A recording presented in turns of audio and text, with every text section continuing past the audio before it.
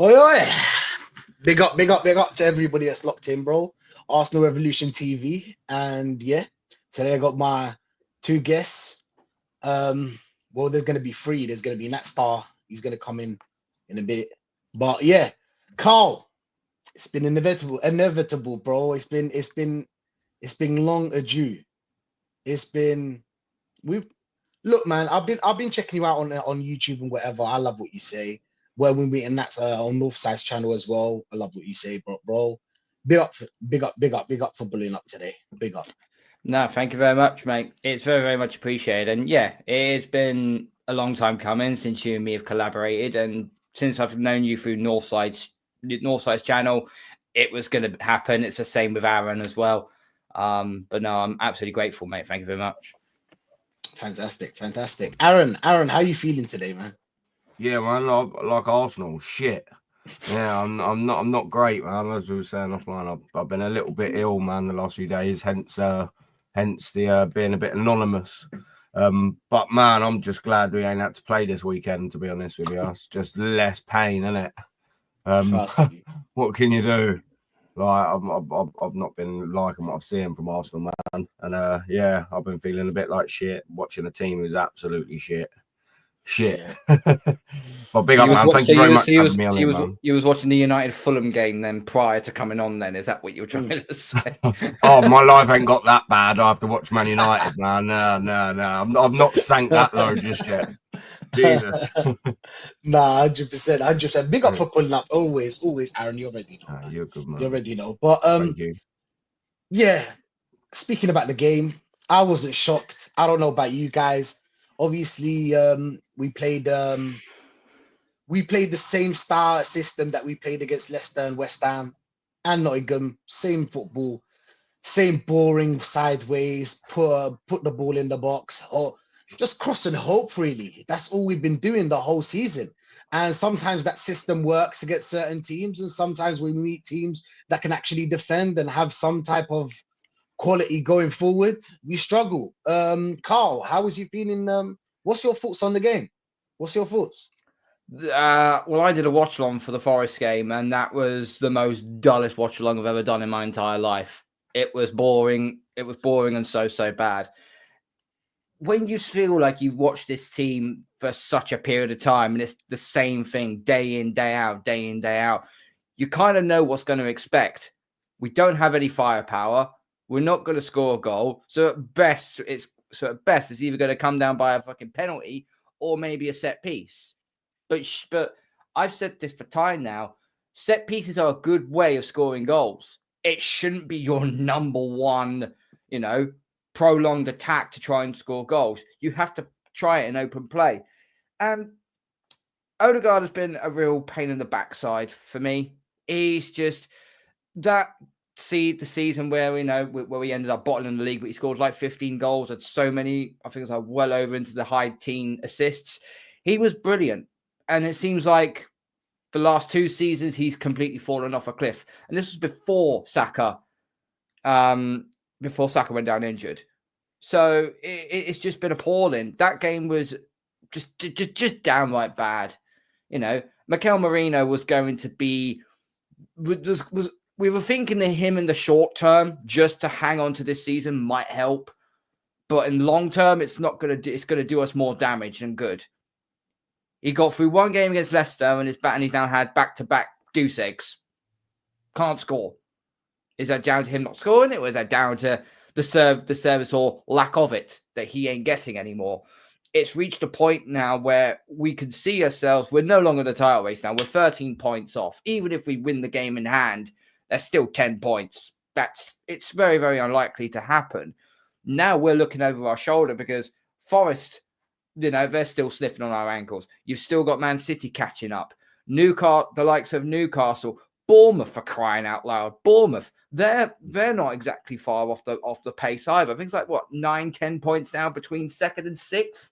Now it is. So we've got to be so careful here that we don't just, what we're trying to do, rely on Marchman, hoping that Martinelli and Saka return back in April. I don't want to see Saka return for the rest of this season. I don't. That scar on his hamstring, that looks ugly. Really, really ugly. And anyone who used to watch Michael Owen back in the day will understand what happened to him with his hamstring injuries. And he was at the age of 25, he was completely done.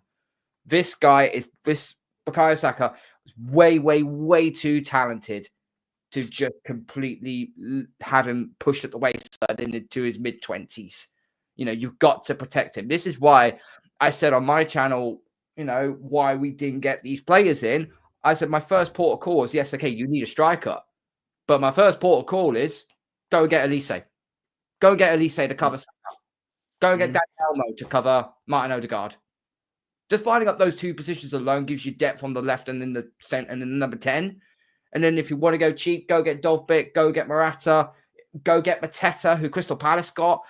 Go get one of those guys. And I don't think we'd be in the position we are right now. But this is what happens when you what's the saying goes? Fail to prepare to fail. 100%. And that's what we've had all season. We're reaching a point now where we're hoping that it turns on its head a little bit, but we are now solely putting all our eggs in one basket now into the Champions League. I mean, I've got more chance getting a successful date out of Scarlett Johansson than Arsenal have a win in the Champions. Let's be real. So it's very, very unlikely now. And I'm just done with this manager. I'm just done. We're done. We're done. I've been done with this manager since we bottled top 4 against Spurs, mate. That's as far as I'm gone. No, facts every time. Prepare to fail to prepare. Any way you put it, it's the same way, because it's just a roundabout with this team, really, Carl. And you were just spitting facts there. Yeah.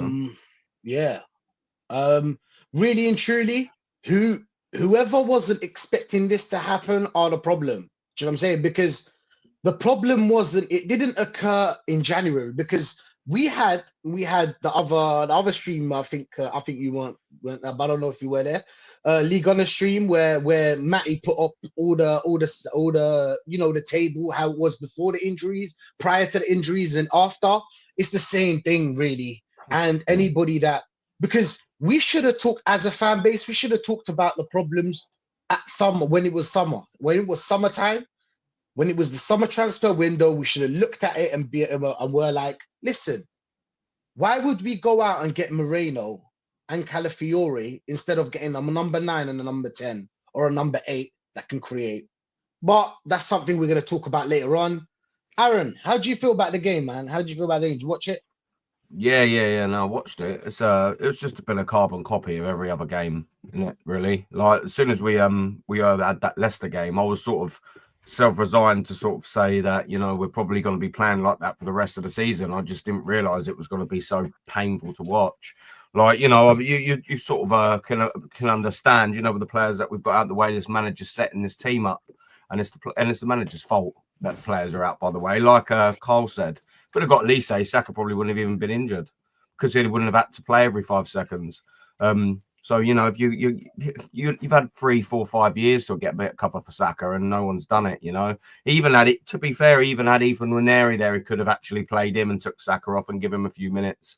But he still didn't. So actually sort of thinking about it, even if we probably did have Elise, this manager's so useless, he probably wouldn't have even subbed him off anyway. Yet Elise would have probably sat every single minute on the bench. Like, it's frustrating because, I would have loved an Elise at the club, but this manager can't manage. He's useless. His in-game tactics are borderline pathetic. Like, I've never seen someone so bad at it. He starts and picks a team, and all he's got is brings on like-for-like players that are the worst versions of the one bringing off, and thinks that they're going to make a difference. It's ridiculous. There's no change of tactics. There's no better quality coming off the bench. So I don't see how, when we're bringing subs on, that we're going to affect it. Sometimes, yes, you're going to get a little bit lucky when Mikel Merino comes on and scores you 2, but you get lucky every now and then, didn't you? We've seen, again, performances, especially the Nottingham Forest one, that when it doesn't work, then what would you do? I'll tell you why it's not going to work for the next 12, 11, whatever games there are left, because he's a crap central defensive midfielder, not striker. Like, that's as simple as that. Like, and I don't really sort of get why people can't wrap their nut around it. Like, and it just, even the very fact that we signed Calafiori and Mikel Merino in the summer, and they are the two people that we're talking about playing up front, that's just borderline a joke in itself. Like, when you say it out loud and then listen to that, like, that's ridiculous.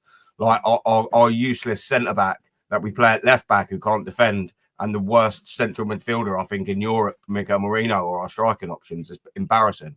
Like, what do you do with that? It's ridiculous, boys. Like, chat, what we doing here? Like, and we've waited half a decade for this, man. You know, we've spent a lot of dough, and this is what we've got for it, man. We have Saka out, and we just completely crumble. I mean, you sort of like think, I know we've got a few of our sort of front three out, but everyone else is there. Why can't we create anything? Our midfield's there. Odegaard, Partey, Rice, they're all there. The defence is all there. You know, you've got a Trossard still sort of playing up front. You're only sort of missing two-ish sort of players in the team. Why are we so crap? Like, we're just so disjointed. It's not like we've got 5 first teamers out. It's not, you know, we've got a couple of players up front out. You know, he's Saka and a striker. But other than that, really, they're all there. But I'll tell you why it don't look like it, because you've had my Odegaard, who's had one good season, scored 15 goals, and probably, like, he probably won't even score 15 in the next 10 years. Have you seen the geezers shooting? They either depressingly roll along the floor or they go in row Z. Like, I've never known anyone fall off a cliff like him. And I've been slating Martinelli for such a long time for how badly he's fallen off. But Jesus Christ, Odegaard, he's just never ending. Like I always say, off a cliff and into an infinite manhole. He's just falling down and down and down. We're giving this geezer 240k a week, boys. He's our captain, man. This geezer is our captain. When you got Saka out, I know they're little good little mates. They're on the right hand side, and people say, "Oh yeah, but he's lost his mate in Saka." Well, I'll tell you what. When we won the league in 2002, Pires, he was injured, so Ashley Cole and Thierry Henry lost their left hand sided mate. Still won the league. I'll tell you what. When we went to Old Trafford, you know, you had the Patrick Vieira and all of them boys didn't have Thierry Henry or Dennis Bergkamp in there. They didn't cry that they'd lost their mate. They went to Old Trafford and won the league there. Like, Sylvain Wiltord. Yeah, Sylvain Wiltord. Oh, yeah, that's it. Exactly right. So what are we doing here? We're supposed to be a championship winning team or challenging team, apparently. But all we do is throw out excuse after excuse after excuse after excuse. It's boring. We don't because we're actually proper fans. We can see with our eyes what's going on. And that's why we come on and talk about it. But there's a lot of people that ain't like it. And back to my Odegaard point, you sit there and I'm just like, there is an opportunity. Massive opportunity for someone to step up when Bukayo Saka, our match winner, our best player, is injured, and you'd expect it to be your captain, and he hasn't. He hasn't just not. It's not that he's not just stepped up, boys. He has crumbled and hid. Like, and that's what you expect from your captain, is it? One of your big earners, your most creative player, apparently. He's just hidden. When you need someone to stand and rise and take this team and the games by the scruff of the neck, Odegaard has decided to run away like a little bitch. And he's a little bitch. I don't like him. I don't want him gone. I don't trust him. The very, very, very minimum, we need to strip him instantaneously. But back to the gutless manager that we've got. Can you see it, boys? Does anyone in this chat, on this panel, does anyone honestly sit there and think, even say at the end of the season, that Mikel Arteta is going to sit in that dressing room and go, right, I'm going to proper shake things up now. Sorry, Martin, you're going to be taken off. Of course he ain't. He'll give him a new contract and he'll be like, yeah, that's staying on your arm as long as I'm Arsenal manager. He don't do what's required. Neither do the club. No one does. When we needed someone to step up, our captain crumbled. When we needed someone to step up in the transfer market, Arteta crumbled. When we need some funds in the window, the manager, the Cronkies crumble. We're just crumbling buffoons, mate. Like, that's just what we are. And it's painful to watch. It's one of the reasons why I don't really go there. We've got Chelsea coming up soon. And for my seat, that's 90 quid. And I sat there and I thought, why the fuck wouldn't I take 90 quid and sell that game? Why, honestly, would I go to that game and not get 90 quid in my Skyrocket? And do you know what I mean? And I sold it. And some prick bought it in about an hour. Like, do you know what I mean? Like that's all well and good. Mate, I've had the season ticket a few years. And I know I'm rambling on, so I will stop in a minute. But every year since I've had that, and I've watched some shit. I promise you, I've sat in my seat and watched some shit. But when I start disbelieving and just absolute no belief in this manager whatsoever, I can't go. It's a waste of time. It's a waste of my money. And they for don't the care first about time, us, Aaron. they They don't don't care care, about bruv. us. Of They course don't they care. don't. They care about their back pocket, Rashid, bruv. Yeah. That's why they're bringing out stupid fucking merch every 5 seconds. They don't care. And do you know what? This is a problem, boys. On the panel, and I will come to a stop in a minute. Like we said, we're being laughed at. We're not just being laughed at by our rival fans. We're being laughed at by our board. We're being laughed at entirely, and all the fans are fucking gobbling it up. They're all, oh, I can't wait to get my hands on the next thing. They're laughing at us. We are a joke. We're being laughed at. It's embarrassing. I'm fed up of it. I'm absolutely fed up of it. So thank you very much, Arsenal. 90 quid back in my pocket, because I will not be going to that Chelsea game to be bored shitless for 90 minutes. I'll leave that stadium pissed off. I know I will. I absolutely know I'll make my effort to that stadium. I'll sit there, and all I'll do is boo, shout, and then I'll just get abuse from the home fans. Why would I pay 90 quid for that? Like, what's the point? I might as well just sit at home, go take my kid to football. I might as well just do that. Yeah. What's the point? Not 90 quid for this shit. Would you, any of you boys, would you pay 90 quid to go watch Chelsea? You wouldn't, would you? Like, if you could get 50 or quid back or time from your life from the Nottingham Forest performances, and I can't think of it was at the weekend, you would, wouldn't you? Like West Ham. That was horrendous. Like, what are we doing here? Like, why would you pay for that? It's terrible. And like I said, just quickly before I close, this can be changed. And if a new manager came in with this exact starting lineup, we would be better, at least at football. But this is just horrendous. And that's what breaks my heart the most, that above all the crap that we've got, we don't play anywhere near good enough football. It's horrendous on the eye. And that's what hurts the most. That it's just horrendous. Sorry, boys, I went off on one there. Absolutely facts. No, you're on the roll. Home run after home run. Trust me. Yes. Trust me, you're on the roll. Rating, bro. But yeah, big up to everyone. Big up to everyone that's locked in, man. Big up to Yes is saying big up to Mandem. Big up to AFC. Big up to Acres. Fraudetto will be cooking pancakes in PSV. Away dressing room for pancakes Tuesday. Yeah, he probably will, Acres. Pancakes, lemons. Oh my days, that manager, bro. Telling us how he got his wife, he conquered his wife. Why don't you conquer the league? Conquer the league. We don't want to know about your wife. We don't want to know about your personal life. Conquer the league. That's what I'm saying. But yeah, AFC saying Arsenal bought out merchandise, me old China vase, state of the club. Yeah, embarrassing. What was it? Some sort of vase it was selling for? What was it? Yeah, 550 like quid. Yeah. I'm like, what the? Yeah, it's like what is that all about, man? Like, what is that? Is it, like, if you don't laugh, you'll cry, wouldn't you? I'd rather pay for 5 days for Boomtown Festival. If I'm honest, but 100%.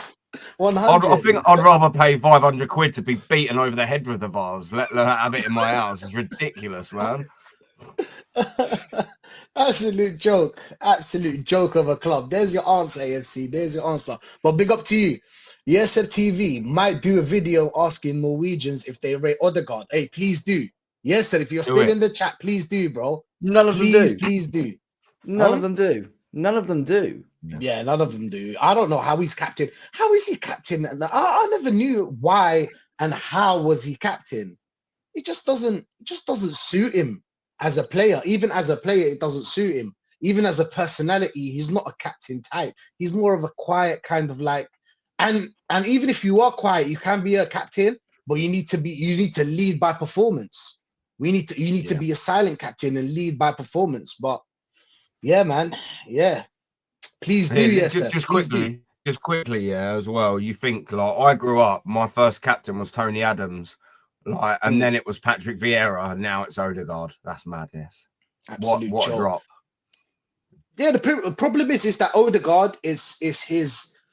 You know, when he gets the ball, he always has to do that spin, and I understand that spin is for him to see the pitch. But sorry, the money you're on, the hype that you're on, and the player that we thought you are, you should be a player that already saw where the players are. You know, Messi. Right. Messi's walking, but he's watching the whole pitch. He knows where everybody is. That's a number 10. That's a free roaming number 10. You have to have that in your game, right? Xavi and Iniesta didn't have to do spins. Not even Bruno Fernandes does that. Yeah, I don't rate him at all. But even he doesn't do that. At least he can pick a pass and actually has a good shot on goal.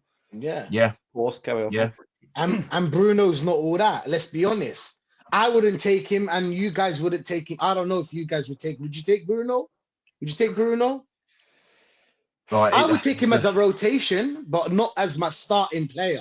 Do you get what I'm trying to say? Like Odegaard, I don't want him to leave, but I want him as on the bench. I want him as my backup kind of number 10. I would have a number 10. If he wasn't so much of an absolute arsehole, then I would actually take Bruno Fernandes. But because of his attitude and because every time he goes to touch it, he feels like he's just been shot. It's just quite embarrassing, really. Yeah. The thing is, he's a match winner, isn't he? Like you said, he can finish. He's a match winner. But the problem is when he's not being a match winner, he's a 1 out of 10, and he's a 1 out of 10 far too often. He's a 1 out of 10 for 25 games, isn't he? And 5 games he'll be average, and then the other lot it'll be unbelievable. But you need a consistent good performer, didn't you? And Odegaard ain't that either. When was the last time you see him beat his man or have a good shot on target? Or make a phenomenal pass that was a direct assist. When was it? Or scoring a direct free kick, which was back in 2021, if I'm not mistaken. No. Yeah, it was. Yeah. I don't know. I haven't seen him. When did he beat his man? I haven't seen him. I haven't seen him being amazing at any game since he was injured. But the thing is that we for Odegaard to be a number 10, he needs runners as well. As in people to run and he can lay off the ball. That's not to kind of like, that's not as in, I'm not trying to say that Odegaard is excused by this, but like we have a system, we have a problem in our system as well. It's not just Odegaard, do you know what I'm saying? But Odegaard is a big part of that system that's not working because yes, you don't have a lot of runners, but you need to create. That's your part. You need to create, no matter what the players are, no matter the players that are around you. If Messi was in this team, he would create regardless. Yes, maybe we won't win the games. Yes, we'll miss because we lack a number 9, or we lack good wingers, decent wingers. But he will still create, and that's something that Odegaard doesn't do. And it's slowing the play. That's the big problem. Always slowing the play. I don't know if Arteta told him to do that. But that whole spin thing is just annoying. It's just annoying because it just slows down the play, and then the opponent already are back in their box. They're already, you know what I'm saying, back in their reset into their original positions, and then it's even harder to break them down. So we can't even counter, even though we play defensive football. We can't even counter or catch people on the break, and it's just annoying. What do we play, Rashid? What do we play? I think Arteta's just it's just cross and hope. That's our game there. So from the crosses, we'll get corners and set pieces, and then if we score from the set piece, then we start to play a little bit. But apart from that, I don't really see our system or understand our system. That's what I mean. Like, how can we not have? How can we not have that after 5 years? Like, I don't get it. Like, how can we be here and we're like, what sort of football do we play? And you hit the nail on the head, cross and hope. But we ain't even got any geezers that can hit the ball. It's like, it's just, well, what are you doing here, isn't it, man? It's madness. It's laughable. That's the whole reason. That's why his main target is going to be Sesko in the summer because he's 6'5". What do you do? So you just say you might as well just buy a freaking lamppost. Yeah. Peter, what about Peter Crouch? He's free. He might be able to play. He's 6'7" right now. Yeah, probably. You can go anywhere in the world and get a tall striker that can head the ball. Anywhere in the world. You don't need to go get Sesko for 50 million or 60. You can go anywhere in the world for that 60 million. You can get 3 of them. If 2 of them don't work, 1 of them will. Do you know what I'm saying? It's kind of like, but the system doesn't suit us. Do you know what I'm saying? What we have, our players, like that's my next question as well. We'll get to that question though. We'll get to that question. AFC, big up. Andrew Smith would be a better captain than Odegaard, the guy who sunk the Titanic. Funny, man. He will be. He would be. AJ, big up AJ, man. Big up AJ. Every time. Yeah, slap up the likes, people. Slap up the likes and like and subscribe to these guys, man. Like and subscribe to. Hey, I've got your. Yeah, I have it on my. Yeah, I have it on the number there. Hey, like and subscribe, people. Like and subscribe to these guys, man. Real ones, real ones. But big up AFC Vigilante. Big up panel. Reece James had the same injury as Saka, and look what happened to him. Yes, that was something. Yeah, that was something we talked about as well on. I think it was Jez's show. I talked about it as well. I talked about how we have 6 players that are gonna go for free, and then we've got 4 or 5 players that are in surgery. And you know what happens after surgery. You know that not every player comes back to what he used to be. I don't know. What's your thoughts on it? What's your thoughts on it, Carl? What's your thoughts on this? Yeah, anyone who comes back from that sort of injury, they're either going to lose a very small part of their performance, or they're going to lose a major part. And it all depends how well they recover from it, and how much time they get to heal properly and then come back. You know, this isn't just in football terms. You know, I watch a lot of different sports all the time, and I've seen players come back, you know, from surgery and think, oh yeah, I'm good to go. And within about 2 games, that's it. They're back on the shelf again. You know, we've seen it happen time and time again. I just feel that with these types of injuries, regarding of Reece James is an absolute prime example. Reece James, I thought, when he's injury free, he's actually one of the best English fullbacks. I'm not going to say both European fullbacks because that's really putting him on a pedestal here. But in England, at least, he is a very, very good fullback. And the problem is, though, he keeps being constantly injured all the time. That's either he ain't training properly, he ain't healing up properly in the way he should be, or his manager is rushing him back too quickly. And it's more likely to be the latter than in the other 2 options, because why would you bring someone back so late? No, if you're a mid-table club and your star players out, you're not going to try and rush it back up. We're sitting mid-table right now. We're not in a good place. Just heal up. We'll get ready for next season. That's this bit of situation here. It's the sort of situation you got when you're either A, fighting relegation, or B, fighting for a title. That's the only 2 ways about it, because you need your star player back. So you make them rush him back. I mean, if Saka returns in April, what are we getting out of him? 6, 7 games? I wouldn't play him. To be honest. I'll continue with Ethan, because if you rush him back and something happens and then Saka's gone forever. So I wouldn't rush him back. But what's your thoughts on it, Aaron? What's your thoughts on it, man? We owe it to Bukayo Saka, the way we've flogged him over the last few years. We owe it to give him the rest of the season off. Even if he comes back at the end of March, which he won't, obviously, but I'd just leave him off. If we even get past PSV, yeah, 100%. Of course he will. He's useless. He's terrible. Of course, you know he will, Rashid, even with nothing to play. Yeah, let's just say we get past PSV. That's where the Champions League ends for us, because we'll be outclassed by Real Madrid and we'll be out tacticked by Simeone. So either way, our Champions League ends in Madrid for me, even if we get there, and we're not fighting for a title. So it's just, what's the point in playing him? But he will. We owe it to Bukayo Saka. We have overplayed that kid. I just get Jack Wilshere vibes if we bring him back. If we bring him back this season, it'll be done. And do you know what? There's plenty more examples of it as well with injuries. You look at Eduardo when he I know they're all different injuries, but we're talking about, a lengthy injury requires surgery and coming back the same. Eduardo, never the same. He was an unbelievable finisher for Arsenal, Eduardo. And after he had when his ankle came out, job done, he was never the same. You look at Abu Diaby, couldn't shake anything off. Jack, obviously, I said about Jack Wilshere, he never managed to sort of come back. You look even closer to like Hector Bellerin. Do you remember he was actually looking quite promising, and then he had a big injury. he lost a bit of pace, never really looked the same.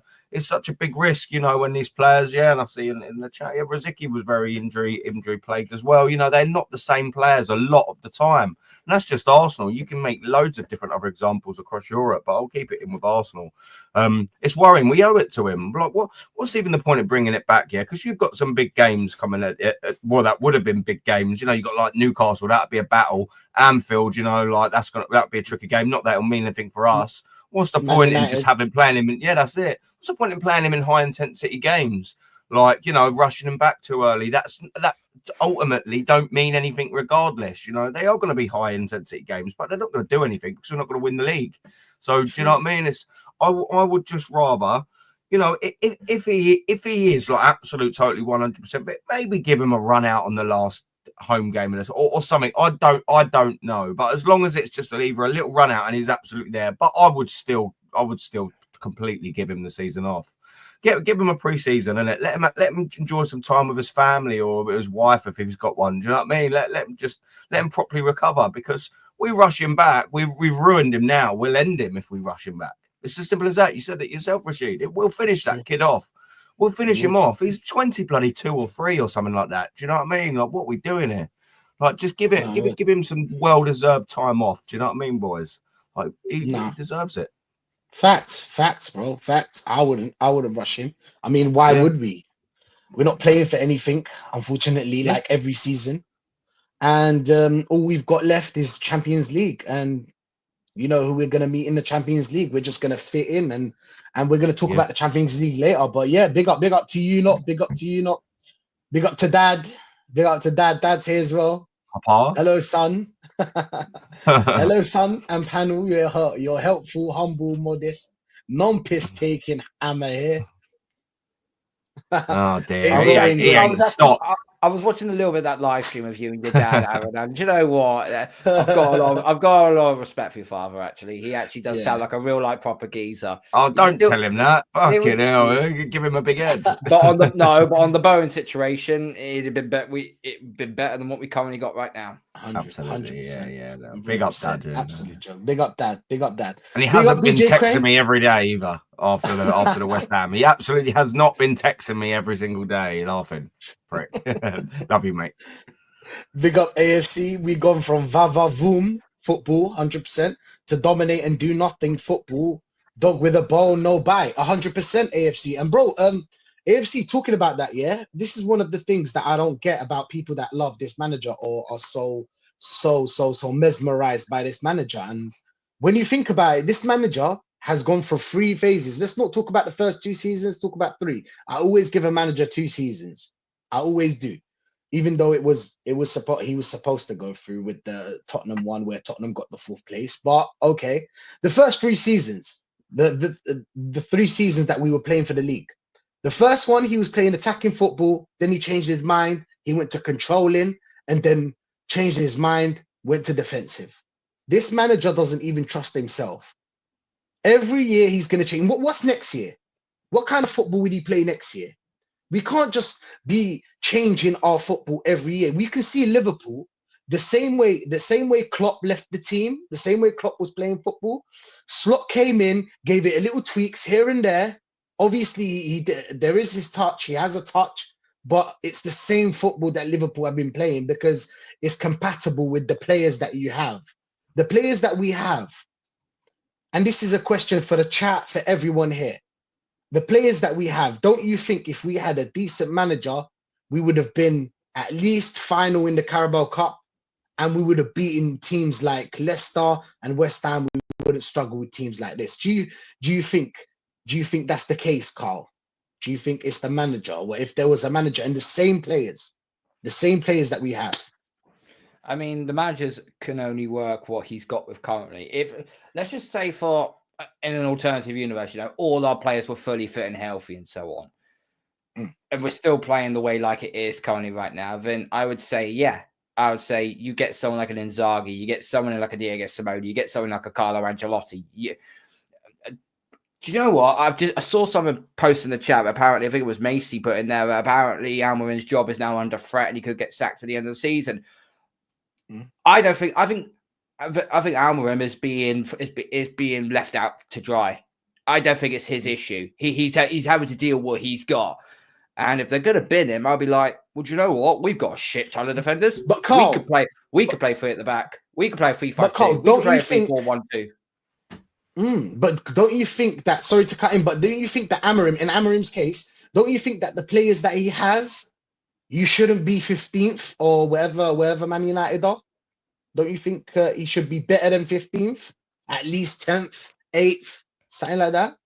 I mean, you should be, but let's be real. These players have been around the block for Man United for so long now, and it just feels like he can only work with what he's able to work with.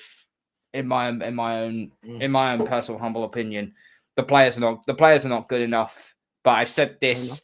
I said this on a Man United fan channel a while back, and that is until you get rid of your owners and start from scratch and rip the Band-Aid off and start from scratch all over again, nothing's going to change. You might win the odd FA Cup or Carling Cup here and there, but it's not going to. All it does is prolong your instability of your football club, and they know that now. And okay.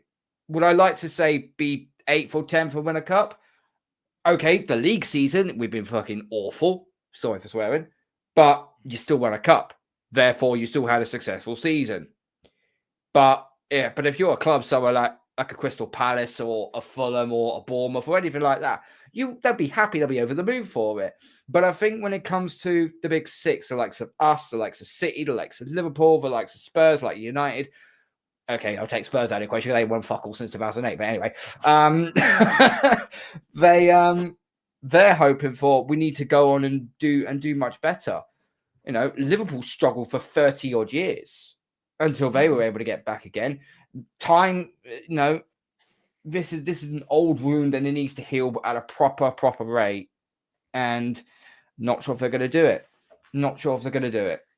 100%. Aaron, do you think with the players that we have, that we could have won something this season? With the players that we have, if we had obviously a manager that has won before, an experienced manager.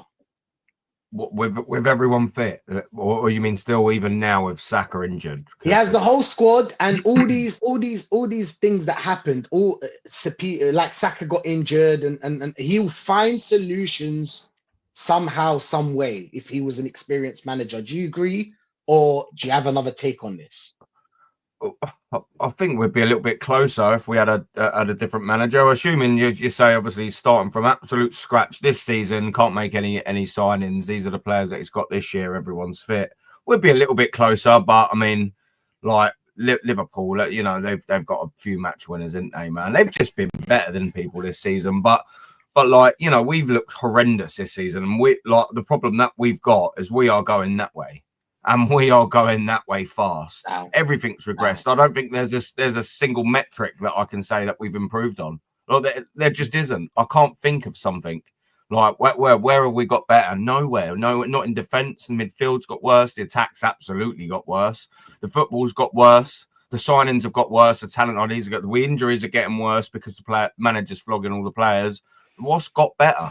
I honestly cannot sit here and tell you one thing that I think's improved in the last year or so. And that's obviously, if we had a new manager, he'd be getting some sort of tune up. Would we play football? We might not do, but there's a very good chance we'd be playing better football. There's a better chance, these players would probably feel a little bit more reinvigorated.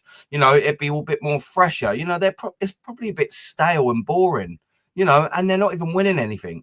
They're probably going to training every day thinking, what is this little prick got us doing today? Like, do you know what I mean? Like, what are we doing? Like, you just sort of think if we had someone like an Ancelotti, let's just say, or an Inzaghi or whatever, come in at the start of this season, the players are probably around looking at each other going, cool, I quite like this. Yeah, all right, here we go. It's something new. It's fresh. New idea, a little bit new to believe in. You're telling me that after 5 years, there's not players like Bill Saliba that are looking and Declan Rice's that are sitting there and thinking, I don't think this manager's going to get us over the line. Why? Because he hasn't for 5 years. There are probably a few of them thinking that. Is this manager going to take us to the title? And then probably thinking no. Whereas, at least if you was to say have a new geezer come in, you'd be thinking, right, it's a new sort of renewed hope, isn't it? Is this going to be the geezer? Especially if you're bringing someone in that's won something before, like in Zaggy and that, you're thinking, well, he's done it before, isn't he? You probably would get all these players back on side again, back fighting for each other, because this team ain't fighting for each other. Like they're not. We've seen them do that, but they're not doing it anymore. Bill Saliba, like, I don't want to keep coming back to him, but his head don't look in it.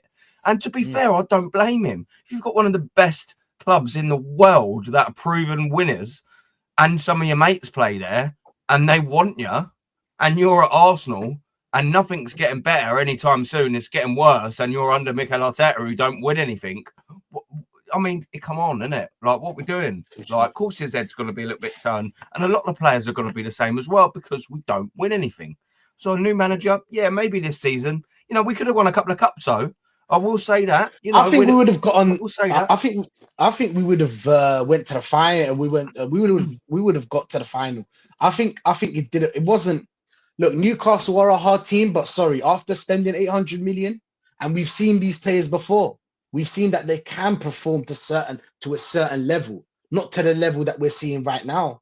And I can name you a few players that have dipped their level. But yeah, 100%. I agree with you. Vic, big up Vic. Evening, gents, and all in the chat.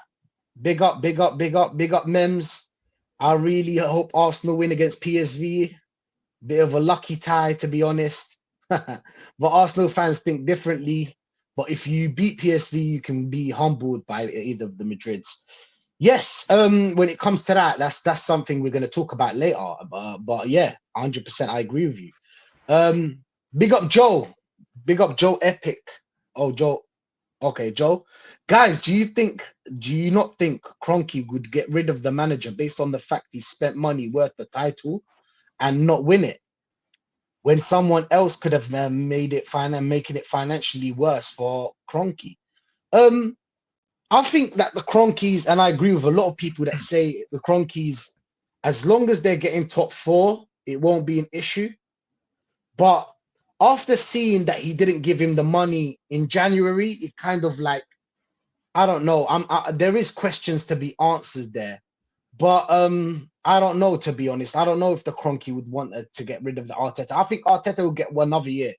I think Arteta will get another year next year. If he doesn't win anything, I think he will be sacked. I mean, compared to Arteta the last 2 years, his fan base, let's say it was 80%, now it's dropped to like 60, 65. A lot of people have turned on this manager. A lot. And a lot of people will turn on this manager at the end of the season. But not enough for him to get sacked. That's my opinion, Joel. That's my opinion, bro. But yeah, we'll start that one because that's a good one. AJ, we desperately need to give Ethan and Miles a pay rise. Yeah. If they had any sense, they'd look at this club, they'd look at this manager and go, yeah, this guy's going to ruin us. Let's get the hell out of here. I think they're working on a contract, to be honest. I think they're working on a contract. That's what I read. But 100%, Ethan and Miles deserve the pay rise. They do, considering that per players like Havertz are on 285 mil, and I've seen some ridiculous numbers out there. 260 to Rice and 200 to Odegaard, and yeah, that's my opinion. But do you know how much they're on? Ethan's on 6 and Miles Lewis Skelly's on 4 grand. I know. Give him a little 50. Madness, absolutely madness. But Vic, big up Vic. Couple season back, I had a pair of tickets for the Everton game. Just give them to a friend for free. Yeah, I hear that, Vic. I hear that, man. I hear that. I mean, considering the football that we're playing, and this manager has absolutely, oh my God, this manager's a nightmare. I'm just waiting for the moment that he gets sacked and we wake up from this nightmare, because it's been long. It's been a long 6 seasons with this manager, 6 or 5 seasons, whatever you want to call it. But yeah, big up Run. To be honest, I want the season to end, guys. People are laughing at me, 100%, man. Run, I agree with you, bro. Yeah. I want the season to end as well, because I know we knew at the beginning of the season we were too shaky. to be too shaky of performances. We were winging games after games. We were winging it. We were winging it for like 7 games straight at the beginning of the season. And that's not the moment where you win games. That's the moment when you win it. You don't win your games in the seventh in the first part of the season. You actually go out there like Liverpool and start beating teams and telling other teams that, listen, we're here. We're here. Do you know what I'm saying? But yeah, Aaron, no problem. No problem, man. No problem. But yeah, Vic, if Mikel played the same fast attacking footy from 2 seasons ago, we would have at least given Liverpool a run for their money. But from the end of last season, Lego Head, the fraud, decided to play this dead crap. He's been changing systems for 3 years straight. Every season he plays with a different system, Vic. Every season, man. Every season. Worse. But yeah, worse and worse. It's getting worse and worse. It just, his plans do not work. It's just how it is. It doesn't work. It doesn't work. His plans do not work. Sorry. I'm seeing it with my own eyes. We've seen it. We've seen it for 3 years straight. And we're gonna see it for another year, guys. Yeah. So buckle up. Buckle up. You know what, Rashid? Just quickly as well. That's what makes it worse, bro. The fact that like we are absolutely resigned to the fact we will be having months. And I've said this a couple of times on my channel. You sit there and you think he'll definitely be there in the summer, yeah? 100%. There you go. That's August until the league kicks off. He's got to be there at least for 2 or 3 months minimum. He's going to get that time. So you're into October. We're in March, man. That's like 6-7 months away. So when you put it at reality, we are definitely going to have this manager for another 6-7 months. That's without almost absolute question. And that's worrying, bruv. Like, that's worrying, mate. Like, that thought, like, literally, like, is horrendous. Like, that makes me, like, I don't know. Like, it don't fill me with anything other than just, like, misery.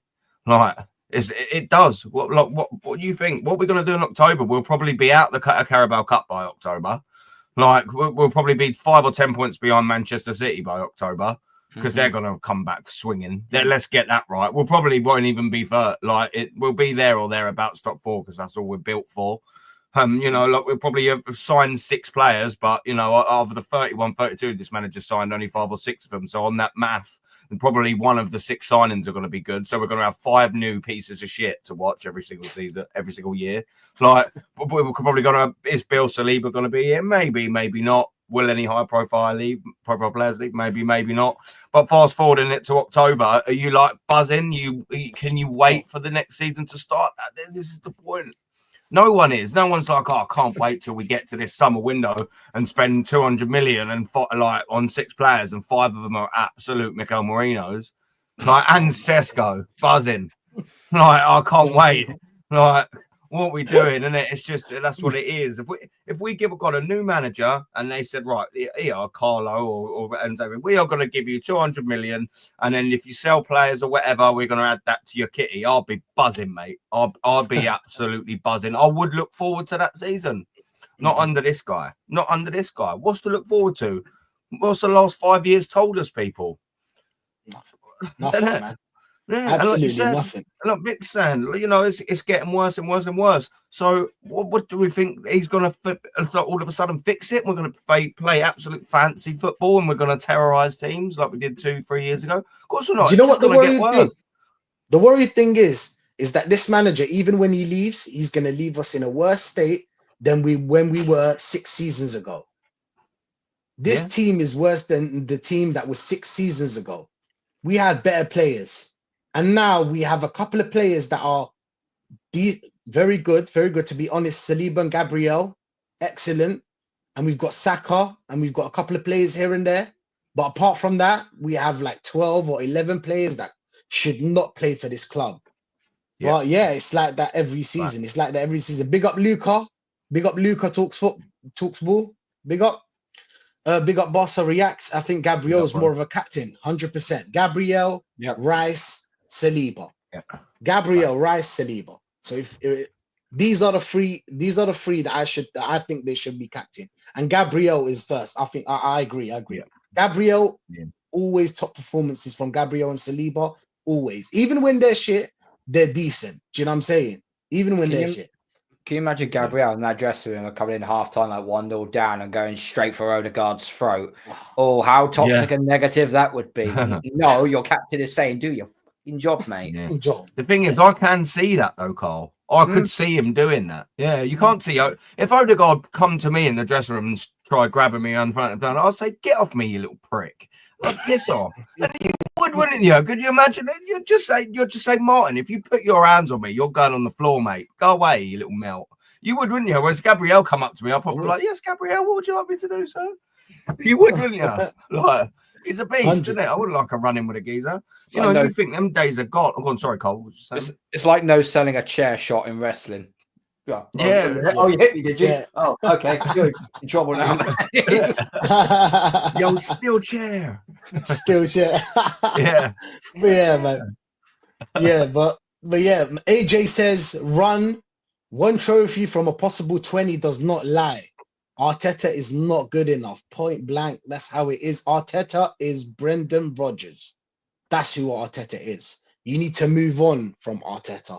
But we're gonna be in a worse state than when he first started at the club. So it's gonna be a big problem even when we sack Arteta. But that's a conversation for another day.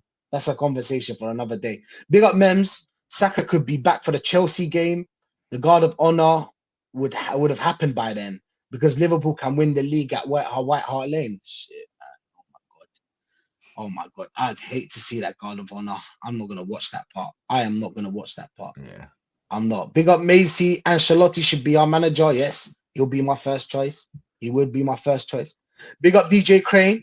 Just look at Moyes at Everton. 100%. A new manager can get these players balling again. Yeah. 100%. That's what I'm saying. That's what I think he can do a better job.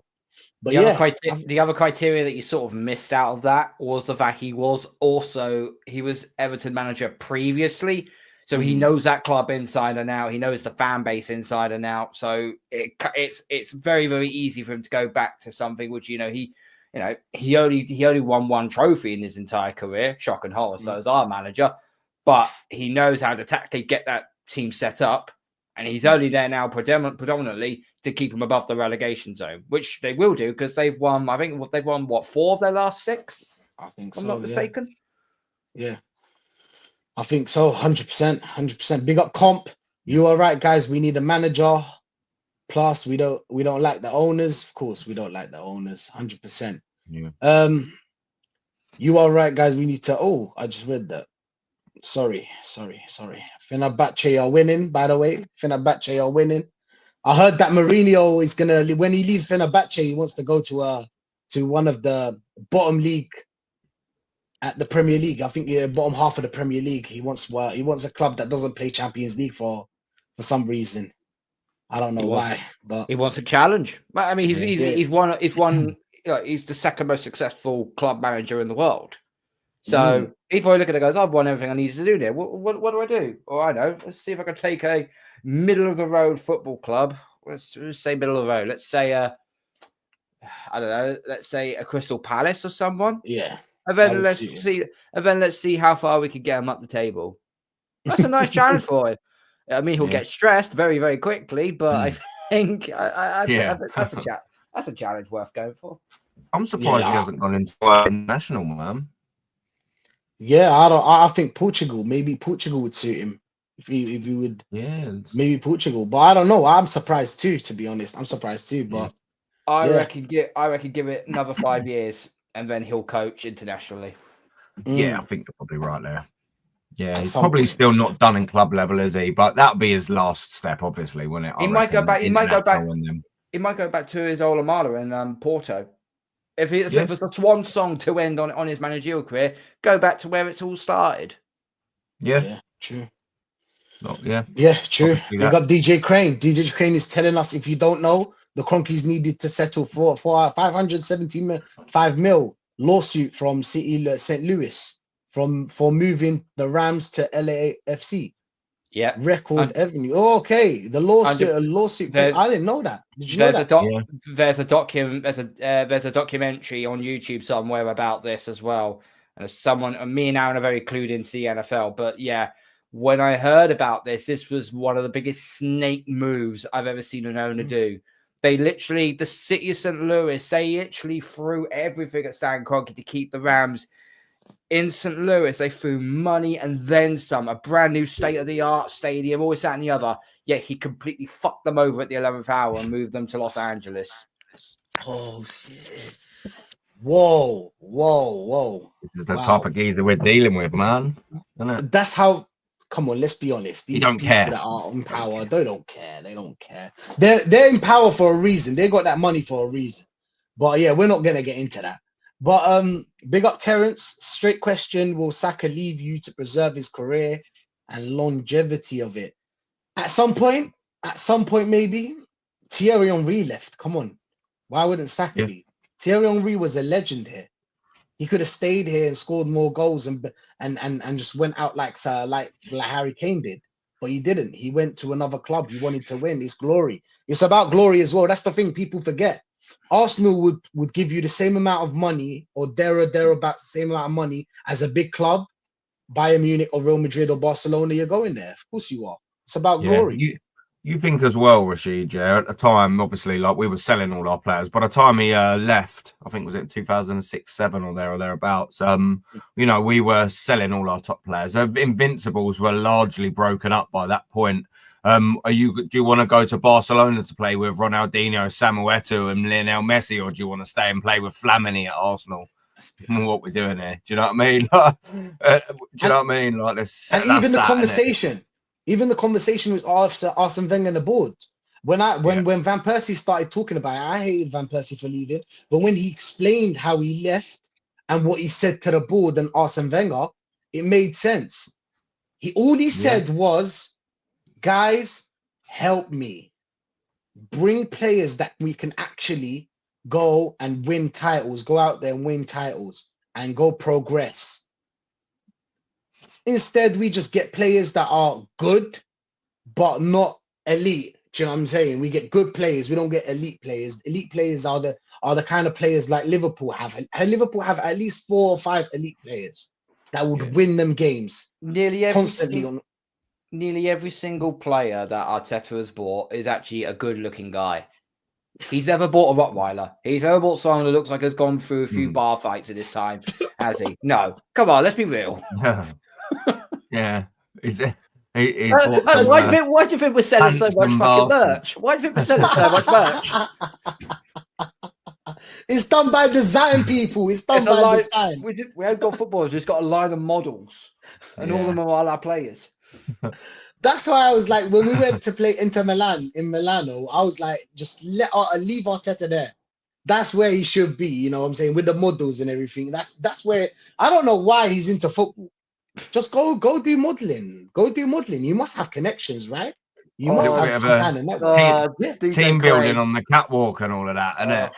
Just having a little look back and all that. What's going on? Yeah, they love it. DJ Crane has just put a great comment in. Yeah. DJ Victoria's Secret FC, 100%. Absolute joke. Absolute joke, man. DJ Crane is saying don't expect a lot of money to be spent this summer unless players are sold.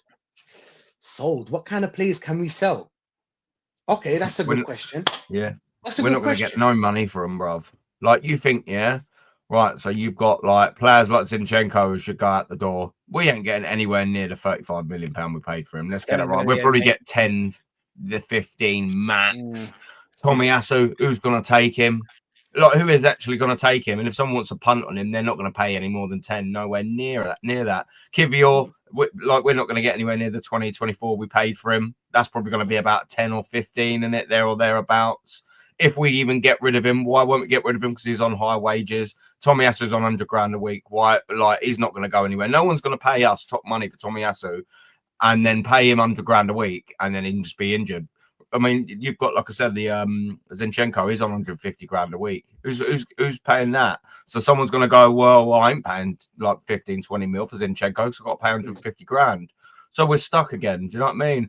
Gabriel Jesus, he's injured until November. No one's buying him in the summer. No one's buying Kai Havertz on 280. Like Jorginho's obviously going. That's a free transfer. Tierney free transfer. Mikel Merino, we're stuck with him. 130 grand a week. We're stuck with him for another 4 years, by the way. He'll be 32, 33 when he comes to his end of his contract. Who's paying 130 grand and money for even him? So we're stuck with him. Like, who's there? Do you know what I mean? That's that, really. They're the sort of sellables. Martinelli, if you wanted to try and maybe get a couple of quid, but he's on 180. Who's paying that in Europe? What top team, one, is going to buy Gabriel Martinelli? And two, what top team is going to pay him 180 grand? We're the only mugs that do these things. Who's paying from Odegaard? If someone wants to go, I'll tell you what, we'll give you 50 million from him, but I don't really like the 240 grand a week he's on. We're stuck. Do you know what I mean? There's only a couple of players there, like I said, we might be able to get rid of, but they're not going to go for big bucks. They're just not. We probably won't even recoup 20, 30 million this window, I don't think. It's painful, man. This is why you need a sporting director, and you need scouts that actually know what the hell they are actually doing, on who they're actually looking at prospect wise. You know, that's why in Spain, when you got like scouts doing their bits, you see all these young players they bring in. They're absolute ballers. Like, they're fucking pretty. How much they cost them? 40, 50 million euro? Goes, oh no, they only cost about 6 million euro. It's like, what? Why are they so cheap? I said, because the scout knows what they're looking for. Yeah. We don't have that. I don't know who does our scouting department, but it's absolutely shambolic. Unless it's basically we just look at stuff on our computer screens, go, yeah, he's cool, yeah, let's we'll think about him for the time being. No, get out there. If I was a scout, if you paid me to be a scout, you know, you give me, just to say you give me let's say you give me 40 grand a year to be a scout, right? You send me out there, right? Here's a player we might go for in the summer. I want you to go out there for 4 to 6 weeks, keep an eye on him, and give me a lowdown on what he brings to the table. And that's what I would do. And you send me out to Italy, send me out to Turkey, send me out to, you know, Germany for any sort of players. Go out and send me somewhere and actually go look at, you know, proper individual players. Because then I can actually tell, yeah, he's good, or yeah, he's average, or yeah, he's absolutely shit. Don't fucking take him. And goes and send me a fly back home. Yeah. But but no, I just don't know who does it. You can find, there are talented, I'm not going to say kids, but there are talented young men out there that can do such a good job. It's just picking the part. Arsene Wenger was very, very good at picking out young gems. Very good at it. Yeah. And that's why we always sold him for a big buck afterwards, when obviously we weren't winning. We were in our 9-year trophy drought. But that's besides the point here.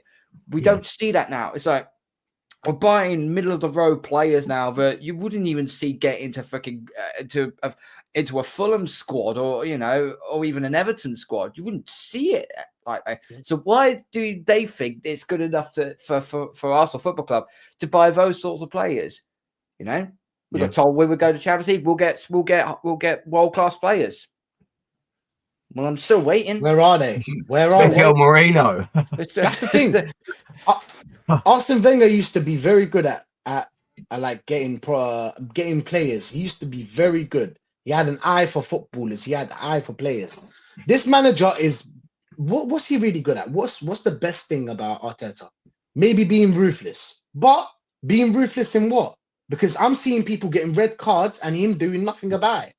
Actually, he made it. He actually said it's as an excuse on why we should be a mid-table team. He said that if it wasn't for me, basically, that's what he said. That's what I think he said. Basically, he said if it wasn't for me, we would have been a mid-table team, considering we have 5 red cards and players injured. 5 red cards. The game against Nottingham Forest, we took off Calafiore for 45. Was it 45 minutes? 45 minutes we took off Calafiore. What did he say at the end of the game? He said that I took off Calafiore just in case he wouldn't get a red card. Just in case he would get a red card. Sorry, this is something you have to deal with. I thought that you're ruthless. You should be telling the players, listen, it's too many 5 red cards in one season. 5 red cards. And we've been close. We've been very close to getting more than 5 red cards. There should be something done about this. But clearly, Arteta doesn't have anything he can do about this situation, and we'll just get red cards and they'll blame it in next season. He'll be like, next season excuses will be something else. But this season, it's red cards and injuries. what can we say? What can we say? There's always an excuse with this manager and this fan base. But yeah, Macy's saying me, The Rock, Travis Scott, and John Cena should team up and take down Cody Rhodes and Mikel Arteta. Oh my god! Oh my god! Hey, Aaron's got to shoot. He's funny. He's funny. Aaron, big up for being here, man. Big up. Thoughts on the PSV game, man. What do you think? What do you think? What's your prediction? Yeah, I mean, first off, cheers for having me, and send me apologies. I've not been 100% people in the chat, and you boys as well. I'm not fired on all full cylinders, as you can tell. I can't even talk. Yeah, so thank you obviously for having me and all of that. Do you know what I mean? Appreciate it. But yeah, PSV, man, like, you know, when the draw sort of comes out, I don't know why I sort of deluded myself into thinking, oh yeah, do you know what I mean? That should be fairly straightforward. I mean, it should be fairly straightforward, but yeah, I'm just sitting there and thinking, like, the closer it gets, and obviously it's because we've played twice since the draw and we've been absolutely horrendous. And I'm just looking at that PSV game now and thinking, do you know what? There are very realms of possibilities where I'm like, we lose that 1-0 and then we go back to the Emirates and then it's just a horrendously difficult game and we go out. Like, this is the sort of position Arsenal's put me in, man, where I'm sitting there thinking, wow, I'm like a little bit worried about PSV. That's no disrespect to PSV, but you know, when you factor in everything, Arsenal should be beating them quite comfortably.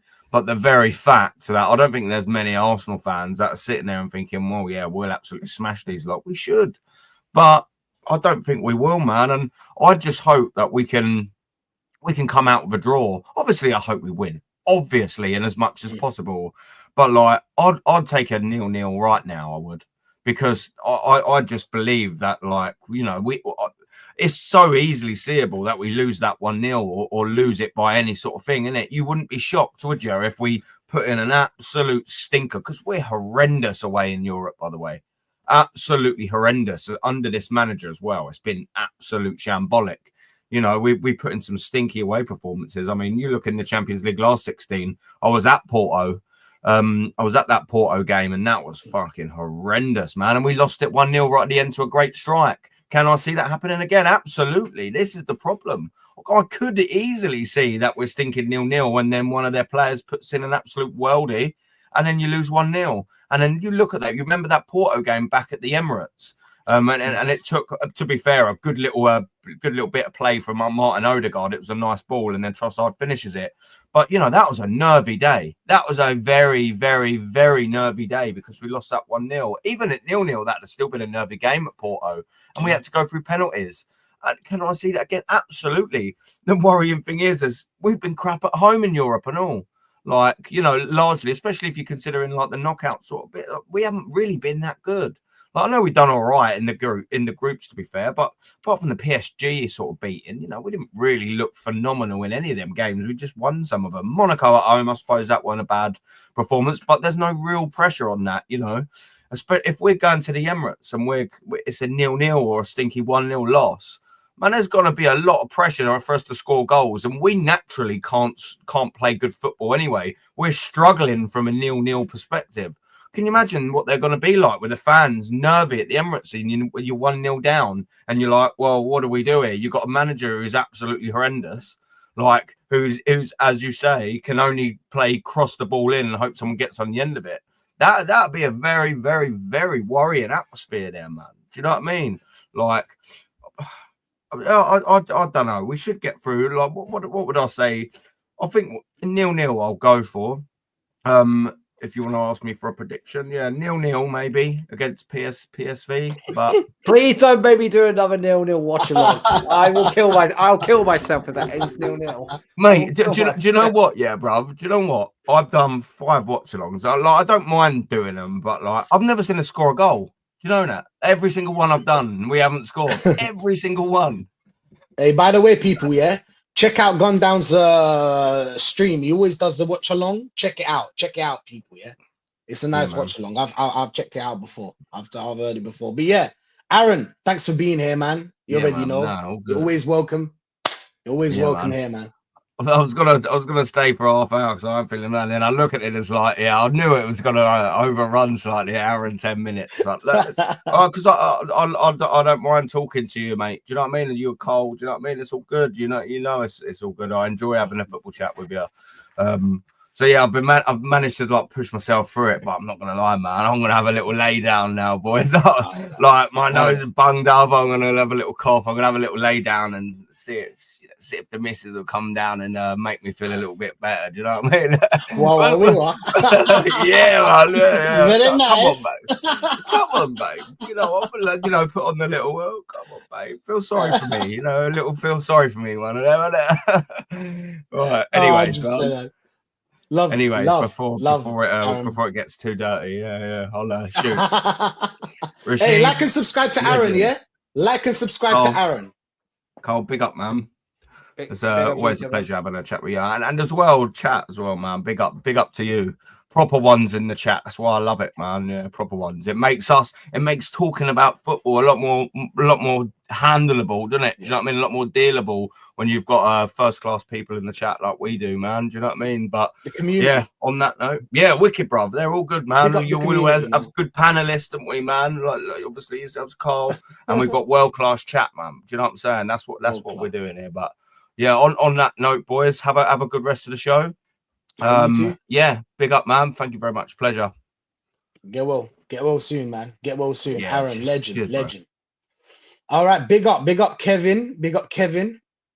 Every team after the League One will give a guard of honor. Every team. Oh, is it every team? Okay, wow. I didn't know that. I thought it was just when you do it on the day the game after you win the league. Yeah, that's what I thought as well. But yeah, big up. Big up to Geeks. He's saying, evening, gents. Arteta has done great work. Focused out of the club, sorting the dressing room, got us competing. Just not sure if he can take the final step needed to win this squad. I'll leave that to you, Carl. Been saying this now for the last 3 years. We've been seeing it now for the last 3 years. 2 years ago, bottled the league. Can't do that. 8 points clear with 9 games to go, and you go and do that. You can't do that. Okay. And then last year, okay, we stayed within touching distance of Man City, but we still didn't get the job done. And now this season, it's all gone to complete and utter pot. I will say this though: when everyone gaslights us by basically saying the top good is gaslight us by saying, "Oh yeah, but we're undefeated against the big six." That's all well and fine. And, it's great beating the likes of City, the likes of United and Chelsea and so on. It's great doing that. But in the last 4 years, in the last 20 games, there have been 4 football clubs in Arteta's reign that have completely done us over. Fulham, Newcastle, West Ham, Aston Villa. All 4 of them have caused us problems, and all 4 of them have cost us the title because we've won 4, drawn 5, and lost 11. But that's the thing, Carl. Man City, when they used to win the league, they didn't have to beat the big 6. They just focused on the rest of the league. Just beat the games that are in front of you. Beat the small teams, and then the big teams you can afford to drop points against them. Do you know what I'm saying? And what we're doing is the complete opposite. And if you remember, we used to have a problem against the big 6. We used to always lose against the big 6 and beat the small teams. And now we beat the big 6 and then we lose against the small teams. We used to have a good attack and shit defense. Now we have a good defense, but a shit attack. It's always like this, and it's always going to be a problem. This puzzle never ends. It never ends. Big up Geek again. We nearly balanced the books last summer. 2 zeros in the previous January. And we have the money, but make out we're skint to not get caught players by paying over the odds. We always pay over the odds, Geeks. We always do. I don't understand. When did we never pay over the odds? Yes, balancing the books is important, but we always do pay over the odds. So I don't know. I don't agree with you, Geeks. I don't agree with that. But big up to you, man. I think with a thin squad and those leaving, we did about 10 players. How many do you think? Oh, that's a good question. I'd probably say about 8 or 9. He's probably not far off that number, to be perfectly honest with you. Yeah, There's a maybe, lot. maybe, There's a lot maybe of we'd players. sign. Don't you think we would sign? Maybe we should keep Partey. We should keep a couple of them and then sign about 6, 7. Because 10 players is ridiculous. I don't think if you can buy 10 players. I don't know. What's your thoughts, Scout? What's your thoughts? I would say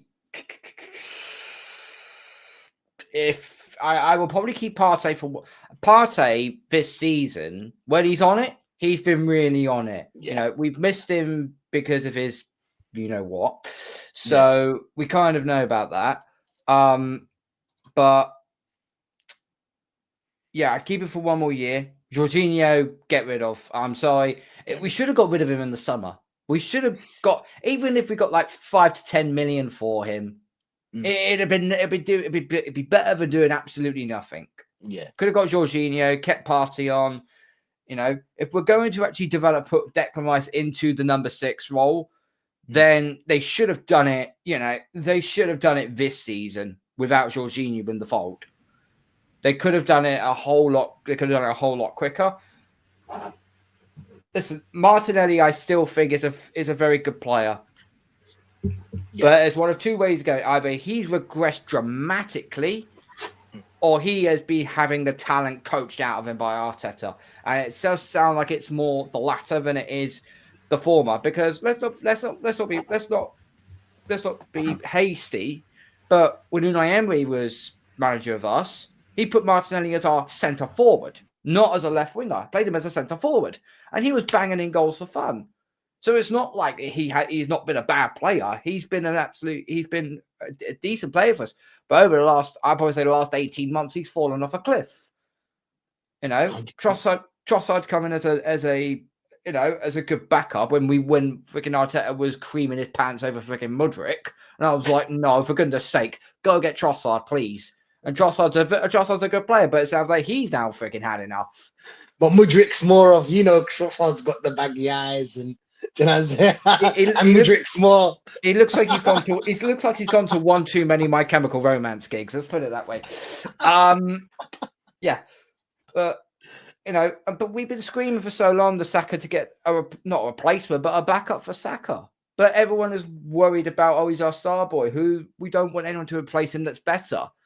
Well, that's why you need a depth. That's why you need a bench. That's why it's called strength in depth.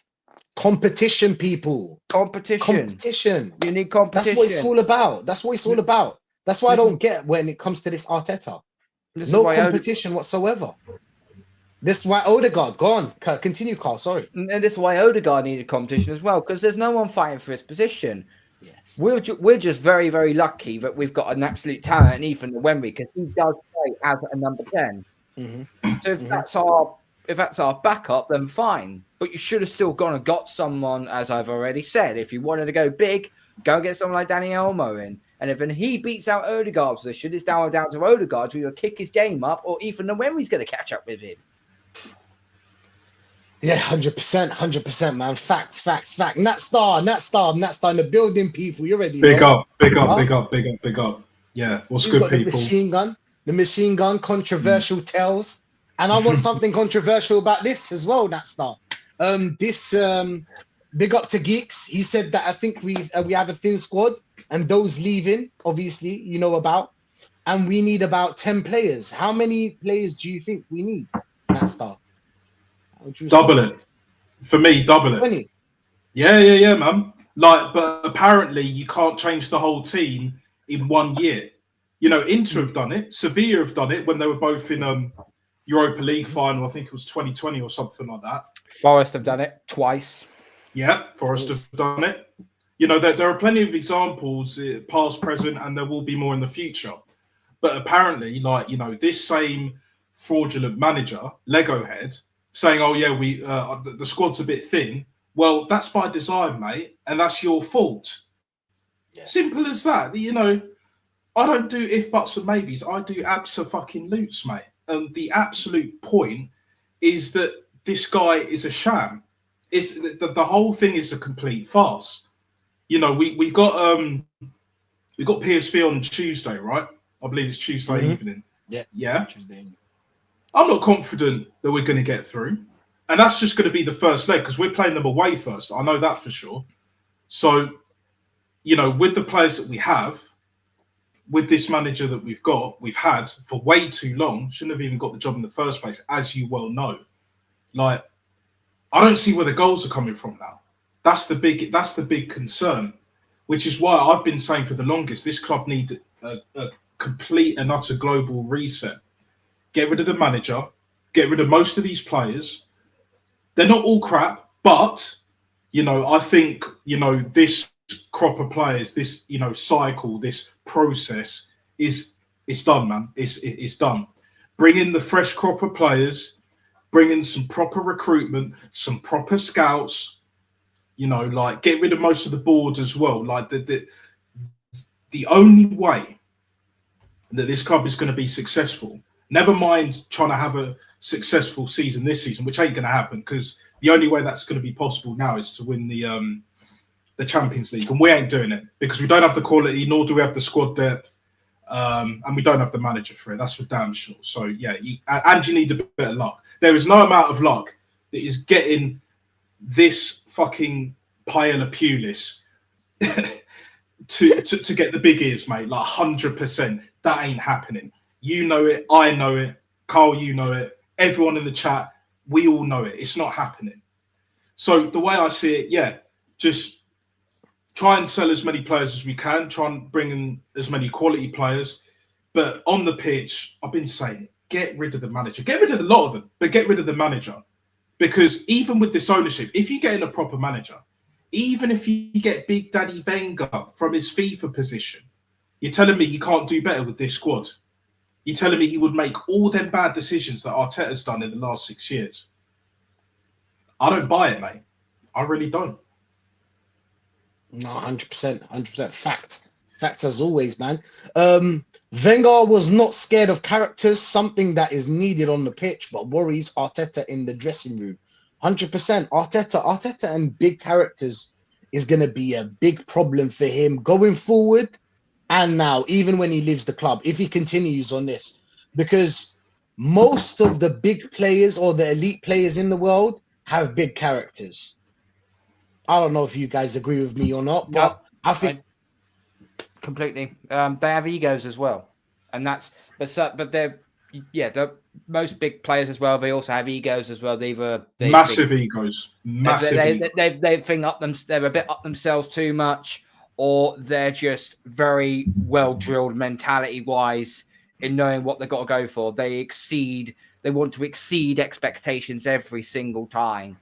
And I think Arteta is just basically trying to micromanage this club, micromanage this squad in a way, but you can't do that. It's all right if he done that in, I don't know, say the Championship or League One or League Two, or maybe in the Scottish Premiership, you might be able to get away with it. But when you're coaching we're so-called a big club, you're going to have to, you're going to have to make your mind up on what you want to do with your players. You know, are you going to? You need some egos. You need some rough and tumblers. Gabriel and Rice are probably the only two I could probably think that could actually look at everyone in his team and shout the hell out of them. They're probably the only two. But that's probably why Arteta won't give him the captaincy, because he knows that will happen and he will lose control of that. I was like, at the end of the day, you're there to manage the squad. The captain is also there to drill it into the team, but on the pitch as well if things are not going right. If you have no captain, then, well, your boat's going to fucking crash. I hate to use that narrative, but... 100%.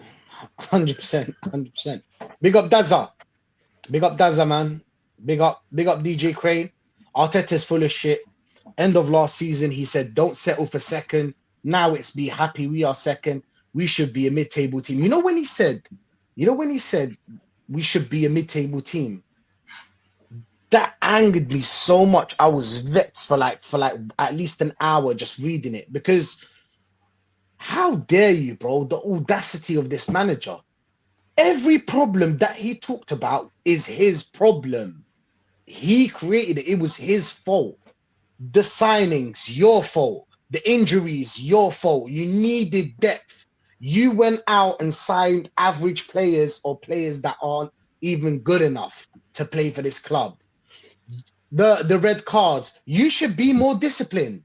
Aren't you a ruthless manager? You're supposed to be ruthless, right? 5 red cards. 5 red cards. And then what? You're going to blame the ref? No, they were red cards. It's your fault. And the audacity of this manager saying that we should be a mid-table team. I swear to God, man. I swear to God. But yeah, DJ Crane, big up. Arsenal haven't won an away via PSV since 02-03 when Arsenal had proper forwards. Wow. Yeah. Wow. That is a great stat. That is an absolutely great stat, which is why I am nowhere near confident that we're not only going to beat PSV away from home, that we're going to do enough when we are at home, because we've seen us when there's pressure. We are no pressure FC, guys. Let's not kid ourselves here. Let's not take the piss here, as Roy Hodgson used to say, back in the day, right? Really and truly, when the pressure is off, we thrive. It's like a completely different team. It's like night and day. But when the pressure is on, these guys fold like a deck of cards, mate. And the Joker is at the top and at the bottom, if you know like what a deck of cards consists of. You know what I'm saying, as you guys know. So that is us in a nutshell. But if we'd have done what needed to be done, we wouldn't be in this mess. You know, like you said, Rashid, 100%. This manager is at fault for everything. And when he's saying, oh, yeah, don't settle for second at the end of last season at the final game, what was it, against Everton? Yeah, at home. Yeah. And the fans just lapping it up like, so, you know what I'm saying? It's just this. You know what these fucking like mutants are on, bro. Oh my. Bullshit, bro. Yeah. And then it's just like, well, you say that in one breath, and then the other breath, this season, you're like, we should be happy for second now, guys. Guys, this is the history of the Asna. Be happy for second, guys. We're a mid-table team now, guys. You know what I say to that? Fuck yourself, yeah? Royally, because at the end of the day, we all know he's a compulsive liar, innit? He's a compulsive liar. And you can say every manager lies. Even Don Carlito lies. But here's the thing. There's lying and there's lying. And when you're lying by winging it, chatting shit, blaming everyone. Because Wenger used to blame referees. Let's not forget, he used to blame referees. But at least Wenger had credit in the bank. And he could find a way to get results when it mattered, even towards the end when it was top 4. But even when the trophy chat and all of that, when his job was a little bit under the cosh, innit? You know, because there are times where we nearly missed out on top 4 with no trophy as well. But the trophies that Wenger won did actually buy in time. But then it just plummeted when we were like 5th and 6th, and the results in the league were just, you know, what is it, Palace in like 2017 or 18 away? You know, it was like 3-0 loss or something like that. Bellerin getting hounded by the away fans, and rightly so. You're not fit to wear the shirt and all of that. To now, we're just accepting this shit. I refuse to accept this shit. The revolution will be televised. 100. And Mikel Arteta, aka Lego Head, will have custard pie in his face. Pause. But because the end is nigh. We will all see, the whole world will see the clown that he is. Because, complete fraud. If he was serious about his managerial career, I don't blame him for taking the Arsenal job. I blame the hierarchy, innit? Look, I'm not an idiot. I wasn't born yesterday. However, if you want a serious managerial career, right, now that he's been at Arsenal for like 6 years, it will be 6 years now, you have to conduct yourself accordingly and manage the whole situation, especially being put in a position of manager rather than what he was before as head coach. And again, the hierarchy fucked up with that one, giving him a new pay rise and all of that. Higher ranking, higher, like more authority. You know, so really and truly, he's in a position now where he has to win to keep his, not only his job secure, but his managerial career secure. Because trust me, a lot of these tippity top gooners, Igal and the rest of them fuckers, right? They still believe that whatever happens, even if he does go, in their mind, it will never happen, but it will one day. I mean, if Wenger was given the boot, Arteta's definitely getting the boot at some point. It might not be the end of this season, but it will be sooner than people think. Trust me. Matty was saying it, and I can see where he's coming from, where he was like saying that Arteta might walk, because he was doubting himself before. You know, he's definitely doubting himself now behind closed doors. So stranger things have happened. But ultimately, the point I'm making is this. Really and truly, this guy, if he doesn't deliver, will end up on Sky Sports, because no one's going to hire him, and he's not going to take a job that in his mind and everyone else's mind is beneath him and the stature of Arsenal Football Club that it still kind of is today. So, for example, he won't get he won't drop down to a Bournemouth if that position becomes available. He won't drop down to Brighton if that position becomes available, because his ego is beyond hyperinflated. Huge. It's out of fucking control. So if you're not going to take them jobs, because Real Madrid ain't going to hire you, Barca won't hire you, Bayern Munich won't hire you, not even Juve and PSG would hire this forward. Yeah, Elche wouldn't even hire him. Yeah, exactly. Because at least they have standards, and at least they have a way of playing, trying to get up the Segunda, get back into La Liga and all of that. And like I said before, I've said this before, Sky Sports will be hiring, because it's the perfect place for failed managers. And he'll be the worst failed manager. Best believe that. Because Souness was on there for how long? You know, at the start, he was kind of in a job. And then, like, towards the latter stages after the he was at Blackburn, then Newcastle. So after the Newcastle job, innit, where that didn't work out, he's been at Sky Sports ever since. And then he was let go like a few years ago or so. Gary Neville, we know how that fucking turned out. Jamie Redknapp, other than Harry Redknapp, I don't know why the fuck he's still there, to be honest. Jamie Carragher, I mean, absolute joke for the female audience. Need I say any more on that? Do you know what I'm saying? And then Micah's just there for the vibes. I don't have an issue with Micah personally. He's just there for pure vibes and entertainment. He's vibing. Roy Keane a little bit as well, but he's more like, you know, dinosaur land, isn't it? He's more straight to the point though. Oh yeah. To kind of. I like Roy Keane. He doesn't bullshit. But that's the thing. Without Roy Keane and Micah Richards, Sky Sports are finished, bruv. Because you can't rely on Neville and Carragher anymore, bruv. There was a little period, maybe for a year or two, but now you can't rely on them two anymore. Especially with Carragher, because like people have had enough.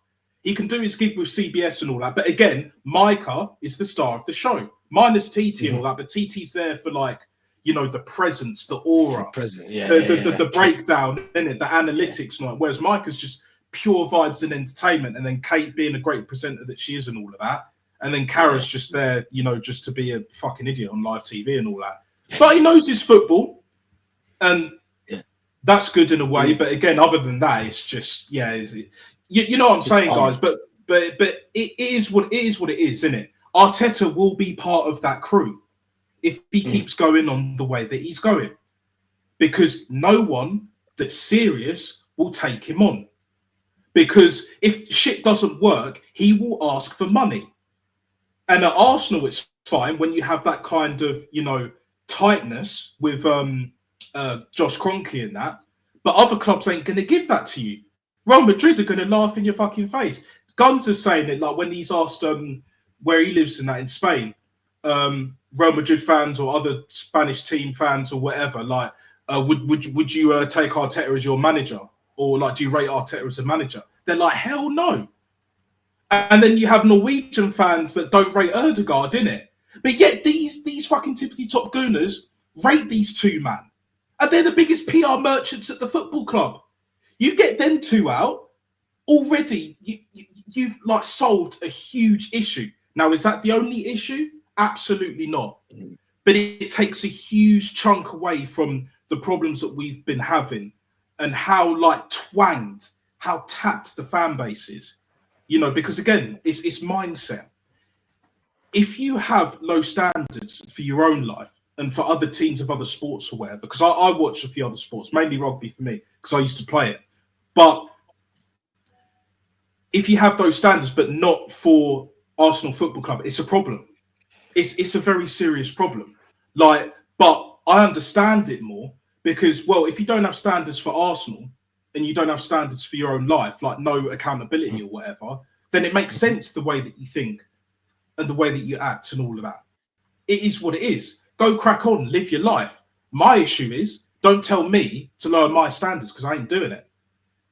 No one should tell you, Rashid, Carl, everyone else in the chat, the Guns, the Northsides, the Matties, etc., the Kenny Kens, the Jezzes and that, Aaron, to lower their fucking standards because it's not happening. And when we're right, because we will be right at the end of the day, no matter how long it takes, we will be there and we will still be here. More than you believe. 100%. More than you believe. More than you believe. 100%. The thing is about us is that we're right, but it's going to take a while for them to see that we're right.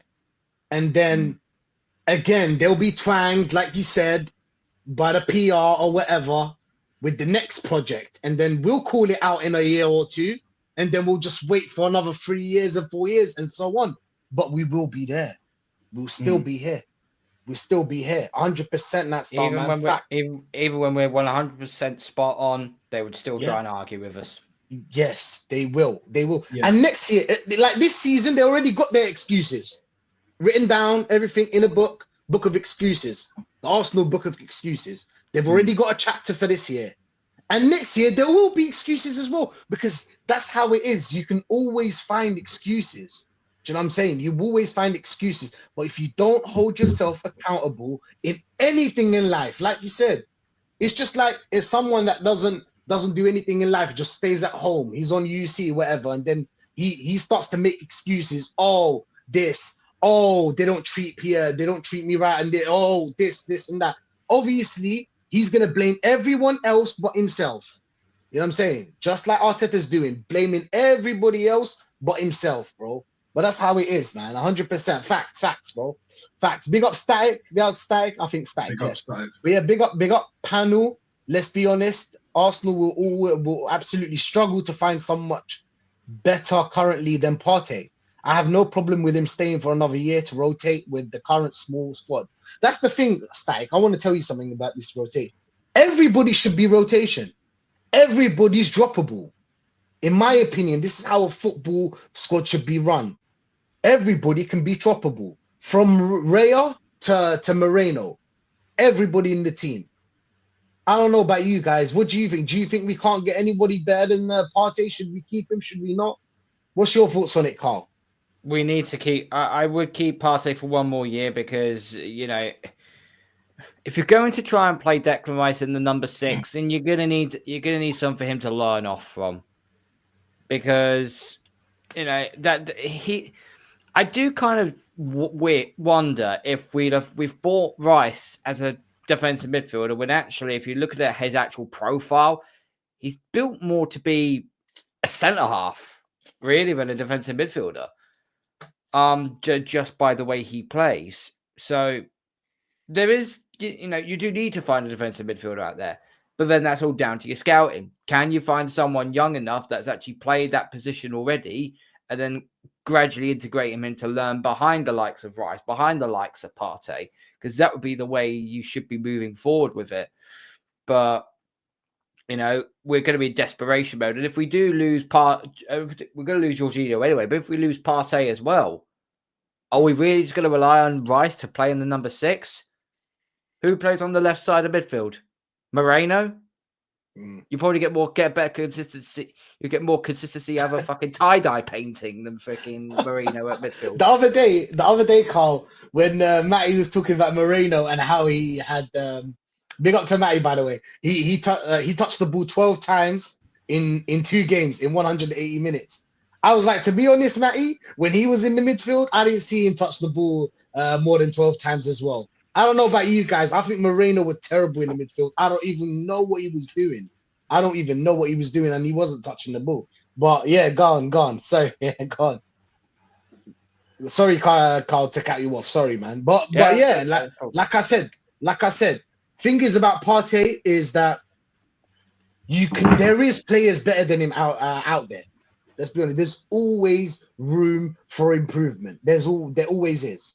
But to keep a player like Partey as a rotation in this club, yes. Like you said, Carl, let's get rid of Jorginho and keep Partey there for the rotation.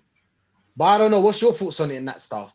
Yeah, no, I agree with both you guys. Like, if you look at how Real Madrid operate in it, now I know Igao and the rest of them are gonna hate me saying this, but I don't give a fuck. You know me, bro.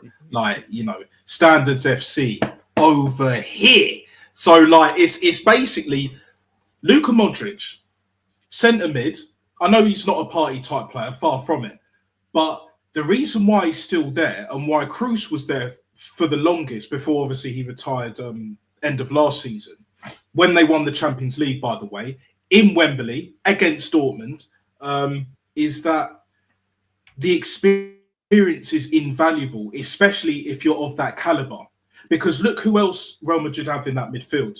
They got Camavinga. I know he's been playing left back and all of that. Same with Tchouameni at centre back. But again, that's because of injuries, and Real Madrid should have strengthened, like Man City, ironically. But, you know, they managed to find a way, and they're still there or thereabouts, top of the La Liga, or, you know what I mean? But and favourites for Champions League. Yeah, and favourites. Always. That you can never count them out, bro. You can never count them out.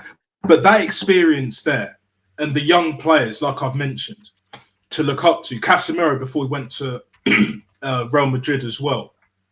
You know, like Valverde coming through, learning from him, both South American and all of that. And it's like, you can't coach that. And the thing is, Arteta believes that he can coach that. Oh, I don't need experienced players. I don't need these, you know, characters, you know, these attitude problem creators, whatever the fuck he wants to call it, right? Yeah. Like, for me, you have to have them experienced older heads to keep the standards up and to show the young G's, like, this is how it is. You know, like, that's how it is in the streets, cuz. Do you know what I'm saying? You know, 100%. if you know, you know. If you know, you know. OGs. Yeah, exactly. The young G's, look at the OGs and so on. Everybody, I know the game is fucked up at the moment and all that, and I'm not going to get into that. Maybe I'll mention it another time or whatever. Someday. But you know the premise in it, and I'm sure the chat as well. We don't insult your intelligence. Unlike Lego Head, unlike Rory Talks Bollocks and the rest of them fuckwits, do you know what I'm saying? These wet wipes want to insult your intelligence when they're not even intelligent themselves. They don't know ball. They don't even watch the game.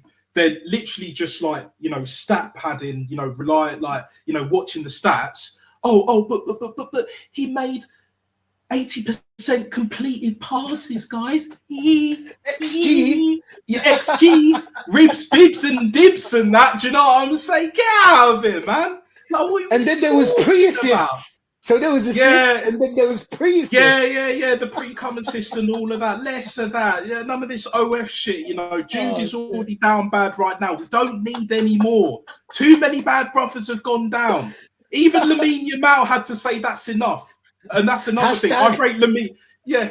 Hashtag Jude. Hashtag save Jude.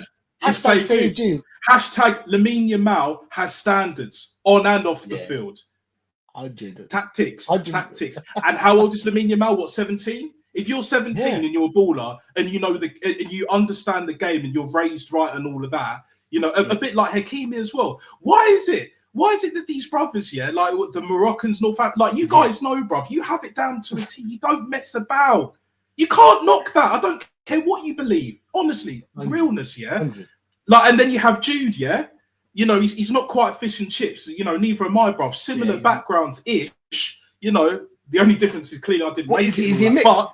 Is he mixed? Yeah, he's mixed like me, bruv. But his background, like, I don't take this word for word, but I think it's like both his parents, or like his dad is like a Fed or something like that. So he has connections, of course. But like, I know people that know people that know people. And like, if you live in and around London, as an example, you'll know someone that knows someone that knows someone that knows Righty, innit? I'm one of them, innit? I'm one of them. If you've been born and raised in London, in and around, like, you know, Surrey and all that, Kent, whatever, like, you know what I'm saying, Middlesex and that, you know, innit? You know. But like, but back to the matter. Did you see his mum? His mum was looking at her yeah. See, his mum knows. But here's the thing. Yeah. You don't see Hakimi's mother. You don't see Lamine Yamal's mother. Why? Because they have that shit on lockdown, bruv.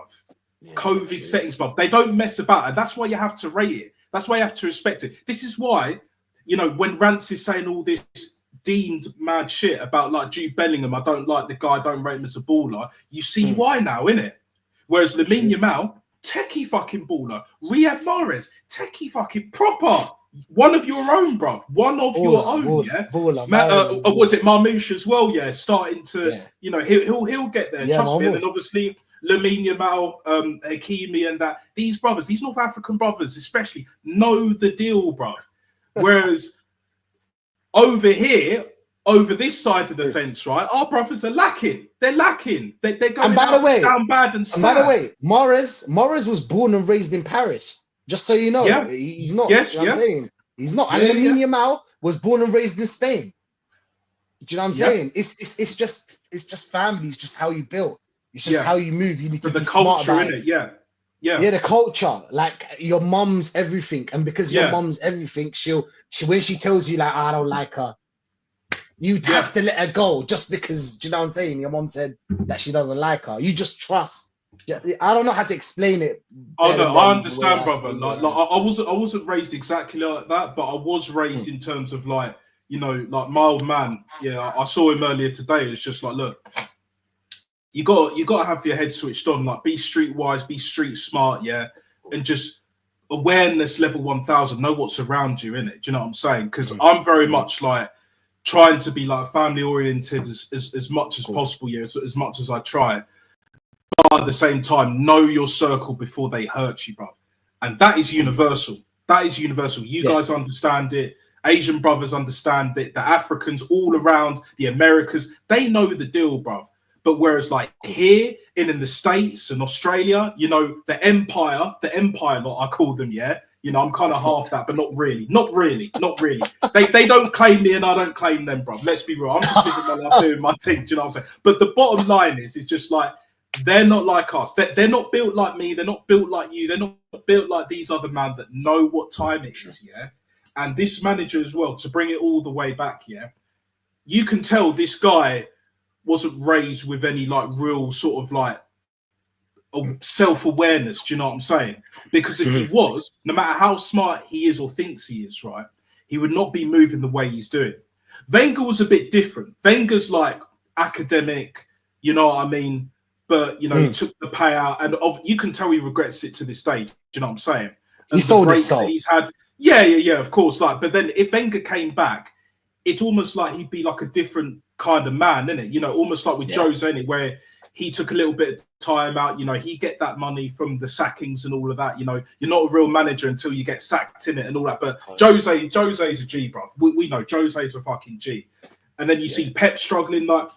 The football world's gone crazy, bruv. But trust me, yeah, we will be right. Like we will stand on solid ground and be just like, look, you are welcome with open arms, but you're in our territory now. This is our land, bruv.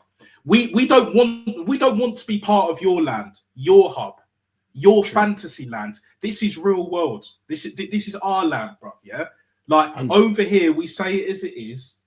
We talk our shit. We don't always agree with absolutely every single thing, yeah?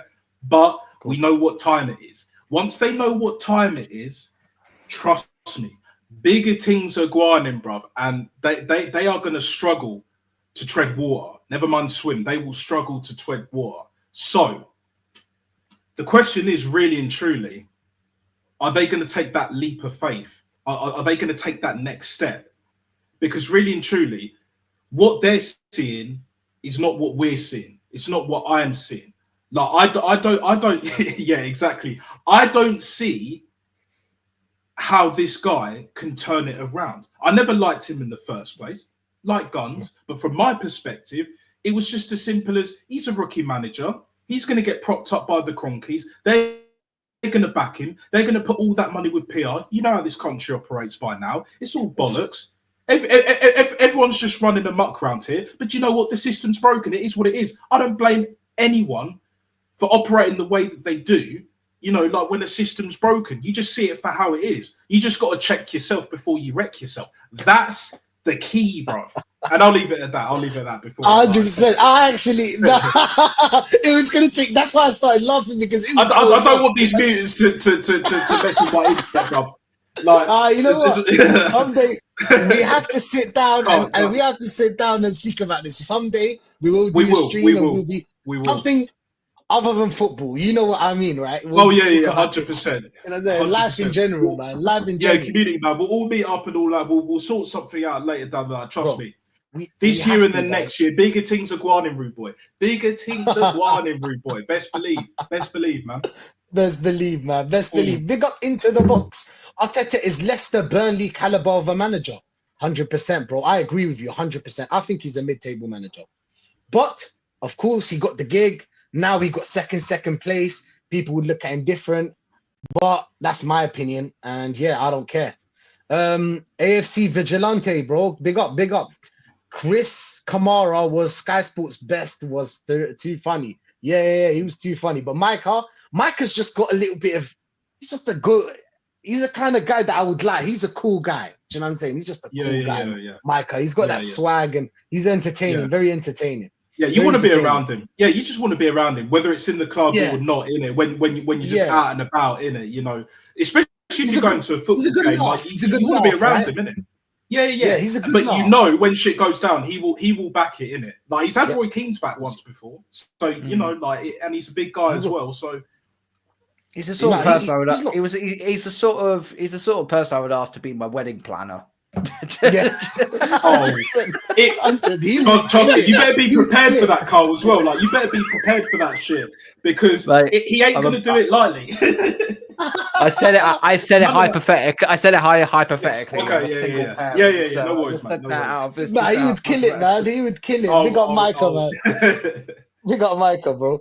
But big up, lads. Arteta on Trent. Big up, bro. Yeah, big up. Love that. Big up, you know. We saw that. Yeah, can spot a nasty woman behind the pretty face and the smile. Yep. That's how it is. I think women know women, and that's what I believe in. Yeah, because there's a famous quote. Yeah, exactly. There's a famous quote by Al Bundy. Something along the lines. I'm probably paraphrasing slightly. He's saying like, women know women, and they all hate each other. Think about that. Just think. I know that will piss off a lot of people, yeah, but think about it, yeah. Trust me, there's a reason why certain chicks, yeah, and if you're with one, I'm single at the moment, but that's by the by. But if you're have like your own like circle, like of friends and all of that, and there's a few girls, or there might be some girls or whatever, and then you're in a relationship with a girl, yeah, and she don't like you hanging around with certain guys and being around certain women. There's a reason for that, innit? They're not just saying it because they're in their feelings. Trust me. That it took me a while to figure that out. I'm not gonna lie, but trust me, once you know, bruv. And they know. So the game's the game, innit? Like, it is what it is. The game, bro. You gotta play the game carefully. You gotta be careful. You gotta be careful. Yep. You gotta be careful, bro. Women are the most smartest, very, very smart, conniving. They're very conniving. That's what they are. Very conniving. There's like demons, blood. Demons. Is that right? Demons. No. As soon as Rand said that, like, I was creasing, bro. That was so funny. I'm not gonna lie. Like, you girls are fucking demons, blood. Like, you know what I mean? Like, oh, bro, he's killing it. You can't see it. Because you can't see it. Do you know what I'm saying? You can't see it in them. You can't see it behind the face and the smile and the, you know what? Yeah. You just see it like, I don't know how, but that's how they do I notice it more. I'll say that much. I notice it way more than I used to. Trust me. I've noticed it a lot more. But look, it is what it is, man. It is what it is. No, 100%. But big up, yeah. Especially the naughty ones. The feisty ones are a problem. And there's a lot of them in London. I've got to say this very quickly before you carry on. Yeah, it reminds me of that. Was it Michael Dapper in it? Shanice, your mouth is moving like a rat. Yappa yappa yappa yappa.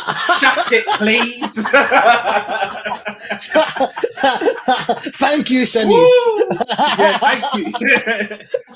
100%, bro. 100%. It's just like, like, look, if you want to talk a lot, that's fine, but there's a time and a place. I don't like people that talk way too much. Like when you're out and about, if it's part of your job, or we're doing this kind of shit, that's one thing, isn't it? We're passionate, we're doing our thing and all of that. This means a lot to us. But if you're out and about, you're just talking way too much, especially. But they will annoy you. They want to annoy you. You know, when you're sitting and chilling. I don't know if you ever have. Obviously, you've been in a situation like this. Yeah, I've been in a few. Yeah. And you're doing. Do you know what I'm saying? You're doing your thing. I don't know, PlayStation, talking to your friends, live, whatever.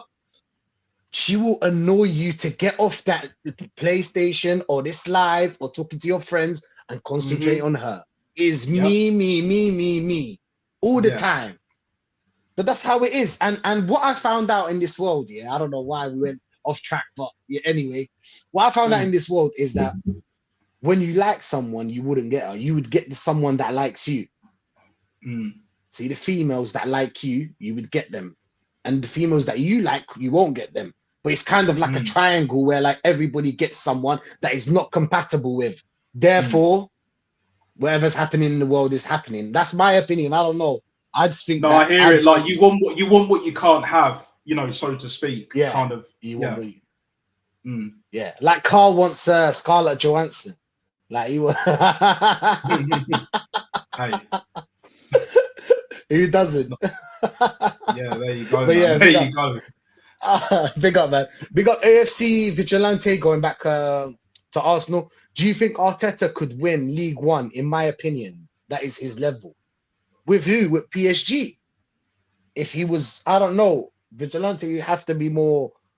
I think he's talking like League One, as in like Peterborough and that. If they're in League One, or Oldham, whoever's in League One. Like, I'm not even sure who's in League One. I'm not going to lie. Oh, he's talking about I think he's talking that. Oh. I think he's talking that level because he is that level. I think he would. If he had the best team. If he had the best team in that league, he probably would. But if he didn't have the best team in that league, he would fall short because he has to coach his way out of it. He'd have to manage. And even though they're not like high egos and high wages like in the Premier League, he would struggle in a different way. So it's a great question, but I agree with what you're saying. League One probably is his level in terms of That's why I asked if it's PSG. That's why I asked if it's PSG. But if it is League One, no, even with PSG. Because there have been managers that haven't won the league with PSG. He said English League One. He said English League One. English League, yeah. Oh. See, I thought so, but either one, he's not winning it unless it's like the best. Yeah, if it's English League One, he'd only win it if he has the best team. Literally, if he has the best team with how he plays, I think he would win it in the end. But like, even then, he would struggle to do it. Trust me, he kicking and screaming and all of that, bro. Like. Yeah. But it is what it is. Yeah. It is what it is. I thought, I agree with you. I agree with what Matt Star said. But yeah, big up. Now we're going to move on. We're going to move on to Tuesday. We've got an important game against PSV. A bit of a lucky tie, as Mem said. Arsenal fans think differently, but if you beat PSV, you can get humbled by either the Madrids. Let's talk about this. Now, guys, I want your opinion. How would you set up against PSV, and what's your predictions? Carl, let's start with you, mate. Well, considering our away form in the Champions League is pretty horrendous, I'm not exactly going to go in there with all guns blazing. I'll probably end up playing. I'll probably just play a 4-4-2. And play a stinking low block and then just play counter-attacking football on them, because I would rather we come out of this with at least a draw out of it than rather come out of PSV with a deficit. I think one thing to note is Skelly will be available because his band's only in domestically, not in Europe. So Miles Lewis Skelly will be back. So Calafield goes back to the bench. I think that's the real only sort of issue that we've got with this team. But the few players that I am kind of slightly worried about. I as apparently might not. There's a number of players that actually can't make PSV squad for Tuesday. So Malik Tillman got a leg injury, Ricardo Pepe's got a knee injury, and teenage winger Esmir Bachateljevic, I may have absolutely fucked that name, so I do apologise. Is also will play no part in Tuesday's first leg, while left back Mauro Jr. is doubtful due to a bone bruise. However, there is a former player of ours that might get a game, Lucas Perez. Oh, and Perisic as well. Perisic, who play for Tottenham. Yeah. They're gonna have something to say about it as well. I would not be taking many chances in this game. Just get out of there with a draw, take it back home. You have the advantage at home, then you might be able to go through. But I just look at our forward line. It's got all the attacking power of a water pistol. Who's going to affect the game? Is it going to be Marino? Is it going to be Trossard? Is it going to be a man like Ethan? Who's it going to be? I wouldn't trust Odegaard to run a bath, so it's not going to be him. So I don't know where you go. We're looking at here with a goalless draw or a stinky 1-0 PSV is what we're kind of looking at here. Because I don't trust who to score unless we get a penalty. Then who's the penalty taker unless Odegaard decides to be a pussy and not take it? So 100%. That's how I look at it. As I say, it's going to be the worst game in terms of quality from us, and it's not going to be very pleasing on the eye. This is going to be something you're going to have to stomach, or you get put into a locked room and put in a straitjacket and make you watch it. So it's like that. If you've ever watched the film Clockwork Orange, just like bloke that's in the freaking chair, he's in an actual straitjacket and he's having drops put into his eyelids, being stopped and watching something he gets to see. He's like, stop it, please, I beg you. That's basically what we are going to be going through for 2 hours straight in that game on Tuesday night. That's us as fans. Oh my days, that's a good one. Hey, facts, Carl, every time, bro. Nat Stark, what's your thoughts, man? How would you set up and what's your prediction? Okay, so how I would set up.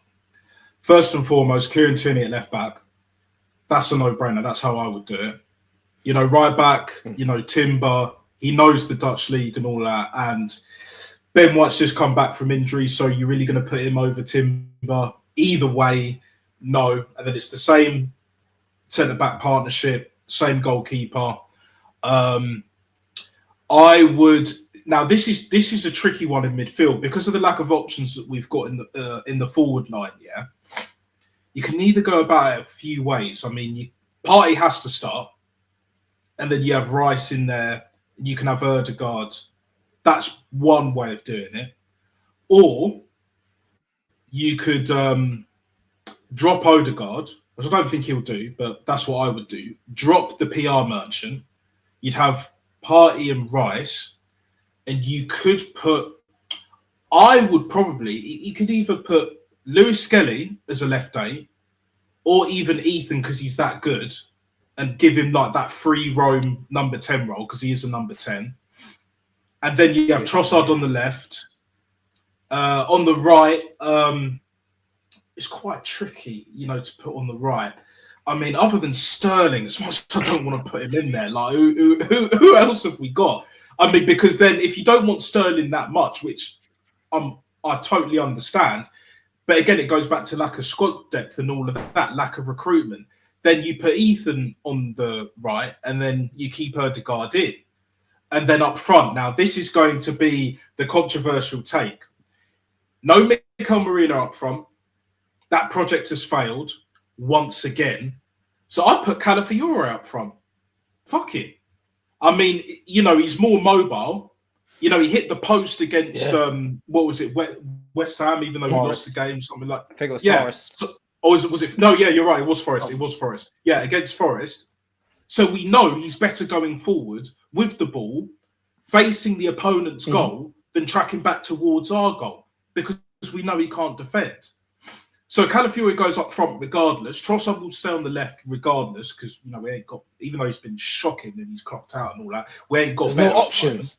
Yeah, there's no options. So, but to be honest, because Sterling's been that bad, as much as I want to drop that PR fucking merchant, that Norwegian Skeletor, bruv, I swear, but I'd rather him, even as captain, than Raheem Shillings, bruv. Raheem the Dream. Because I don't care where this brother plays, he is dusted.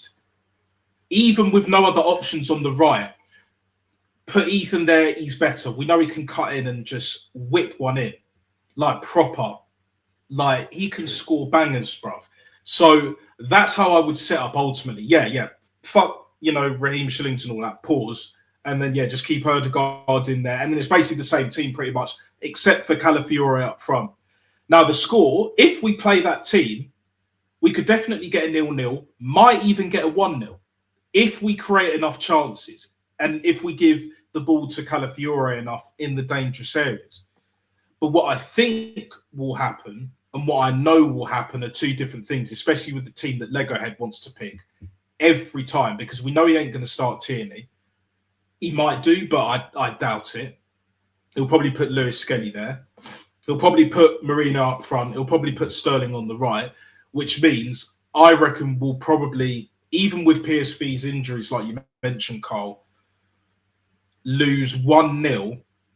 And then it's just, squeaky bum time, as they say, at the Emirates for the second leg to try and nick a goal and then win on pens like we did last season against Porto. Because we conceded a late goal against Porto last season. We all remember that. They deserve to win that game. Don't get me wrong. But again, last minute goals, even when you're playing bad, it's hard to take in it. It's a difficult watch as it is. But yeah, bro, that's exactly how I see it. If Arteta picks my team, basically, we get worst result draw, like a 0-0, even a 1-1, because at least there's no away goals, which will help us in some ways. Or we'll probably nick it by a goal, but nothing more because of the lack of options that we have and the lack of creativity. But with what I know Arteta will pick, roughly, I don't see us winning that game, and we'll probably lose that game at least by a goal, maybe two, but definitely at least one goal, like last season. Because this manager never learns, brother. He never learns. No matter, he could play 1,000, he can manage 1,000 games. He'll get it right every now and then. How many times have we got panned by City home and away, And then the one win that we get, convincing win, because what is it? That deflected goal with Martinelli last season, I think it was. And then this season it was 5-1 when City have been in the gutter. How fucking convenient, boys. How convenient. So, yeah, it's pretty much as simple as that. That is exactly how I see this game panning out. If I'm wrong, I'm wrong, but I want us to get through because we're going to face either one of the Madrid teams for sure, and this fan base need a hiding, bruv. This team needs a hiding. This manager definitely needs a fucking hiding, and these tippity-top gooners need a reality check, bruv. We need that result. So like they needed the Man City 5-1, and look, I'm happy that we smashed them. It was about time. But in the long term, that was the worst time to batter them. Do you know what I'm saying? We should have done that last season if we turned up and got proper players and all that shit. Whereas that's how you show your character, right? That's how you show your character. Yeah. Character. Whereas now, and look, don't get me wrong. Don't get it twisted. I don't want Arsenal to lose. However, deep down, the only way this manager is going to go out is if these players down tools, innit? Chelsea players have done it in the past. City players, to a lesser degree, have done it in the past. And other teams have done it. Even the Real Madrid's for all intensive purposes and that. So, and the only way heads will start to roll and turn is if we get battered by Real Madrid or even an Atletico Madrid. Whereas with the PSV, it's like, okay, it's a poor result, but it's just like, like you said earlier, Rashid, they got their excuses, the book written down and that. It's all written. Yeah. Whereas with Real Madrid, if we get panned 7-0 on aggregate, for example, like they beat us 2-0 at the Emirates, and then they beat us 5-0 at the Bernabeu, which is far from controversial. Do you know what I'm saying? Mm. Like with even with their injuries and the players that they've got available, it's far from conceivable. But even then, them excuses, that won't fly, and they'll get bantered as they should get bantered. They'll get wrecked, bruv. Like in the comment section, on Twitter, if they have YouTube channels, TikTok especially, them ones there, like it needs to happen, and they haven't had that yet. They need to understand and experience that pain. These guys have never had a proper slap in their lives, and that's what they need. The best metaphor is getting battered by either Atletico or Real Madrid. That is the only way that these tippity top fans turn. Because if we lose to PSV, it will just be excuse FC, no accountability FC, victimhood FC. Whereas with the Madrids, there's no excuse because they were shitting all over Don Carlito, bruv, Ancelotti. They were shitting on, was it Diego Simeone? Oh yeah, but and all of these other excuses. Oh, but he plays a negative style of football. What have we been watching for the last year or two? The last La Liga game I watched was the Barcelona Atletico Madrid game midweek last week. That was probably the best game of football I've watched all season. That was quality. 4 goals each. Yeah, 8 goals in total, quality. bruv. Yeah, exactly. I watched the highlights of that game, bruv. But apparently he plays negative football. What is negative football? It's like the process. What is the process? If you tell me the process, if you tell me what negative football is, if you tell me what XG really means, if you tell me what ribs, bibs, and dibs and pibs and that, then I'm all ears. But they can't explain nada. Yeah. Because they're full of shit and they're winging it. Just like their Lord and Saviour, Mikel Arteta, aka Lego Head, bruv. And that's it. 100%. Facts. This is the thing about Arteta, yeah? He doesn't learn. He played Newcastle 3 times a season, same result, same system, same way. So playing PSV home and away, it doesn't mean anything to Arteta because it doesn't change anything to Arteta. Arteta will play the same way he played home and away. If it works, it works. If it doesn't, he'll just make up an excuse and say, oh, it's the ref. Oh, it's the bull. Oh, it's the players. Oh, it's the red cards, injuries. So that's basically what Arteta's doing. But big up for Alf for the raid. Alf, big up, bro. Big up Das. Big up DJ Crane, of course. Big up AFC Vigilante. He's saying that what about a 3-5-2? That's the thing. He wouldn't play a 3-5-2 because he's incapable of changing anything in the game or any tactics. He starts with a tactic. He starts with a system, plays the whole season with the same system. If it does not work, he will blame anything else apart from the system. You hear me? That's all it is. He'll blame everything else apart from. If you look at that midfield as well, Marino, MLS, Partey, Rice, Odegaard. Here is your probable first 11, guys. It's also sponsored by Senecott because there's no runners. No runners. There's no runners. Look, who are the runners in midfield on the wings? Apart from MLS, maybe. MLS is not a runner, like you said. But yeah, he's not. But he's good on the ball. So you make it. I don't know. I think MLS should play a left centre mid. You see where Rice is? Drop Rice or wherever. Just put him there. Okay? Because Rice is you know how he is technically or on the ball. Rice is not the best. That's all I can say. But off the ball, Rice is amazing. Defensively, Rice is amazing. But it is where it is. In my opinion, I think it will be a 1-1 draw. I think I would go with, like I said, I would love an MLS as a number 8. And the thing is, then the problem would be, who would I put as a left back? I would actually put Ben White. I don't care. I know that he's injured, whatever. He just came back. And I'll just put him there. Put Ben White there or Timber. Put Timber there and Ben White as a right back because Ben White is not that bad. Ben White is bad. He's been decent, actually. He's been very decent. I like Ben White. But obviously as a rotation player. I would put up front, I would put Calafiore, just like you said. Look, Nat Star, I thought about it the other day when you said Calafiore, and I said it on Northside channel as well. Yeah. I thought about it when you said Calafiore. I said maybe no, because Moreno is a bit better when it comes to headers. Even Calafiore can head the ball, but like Moreno is a bit more tall and stronger. So I thought that maybe that would work, but no. But he's Seeing slow. that he's slow. He's too slow. He touched the ball 12 times. You can't just have a striker. You see Chris Wood. Chris Wood's touched the ball. He touches the ball. He plays a little. He tries to build up with the team. He tries to move, even though he is slow, but he does touch the ball. And in this game, in this football nowadays, your number 9 has to touch the ball. It's not no Inzaghi, bro. There's only one Inzaghi in the world. There's only one Filippo in the world. Only him. Only he cannot touch the ball and score a goal. So yeah, I'd go with Calafiore up top. Obviously, Ethan and Trossard.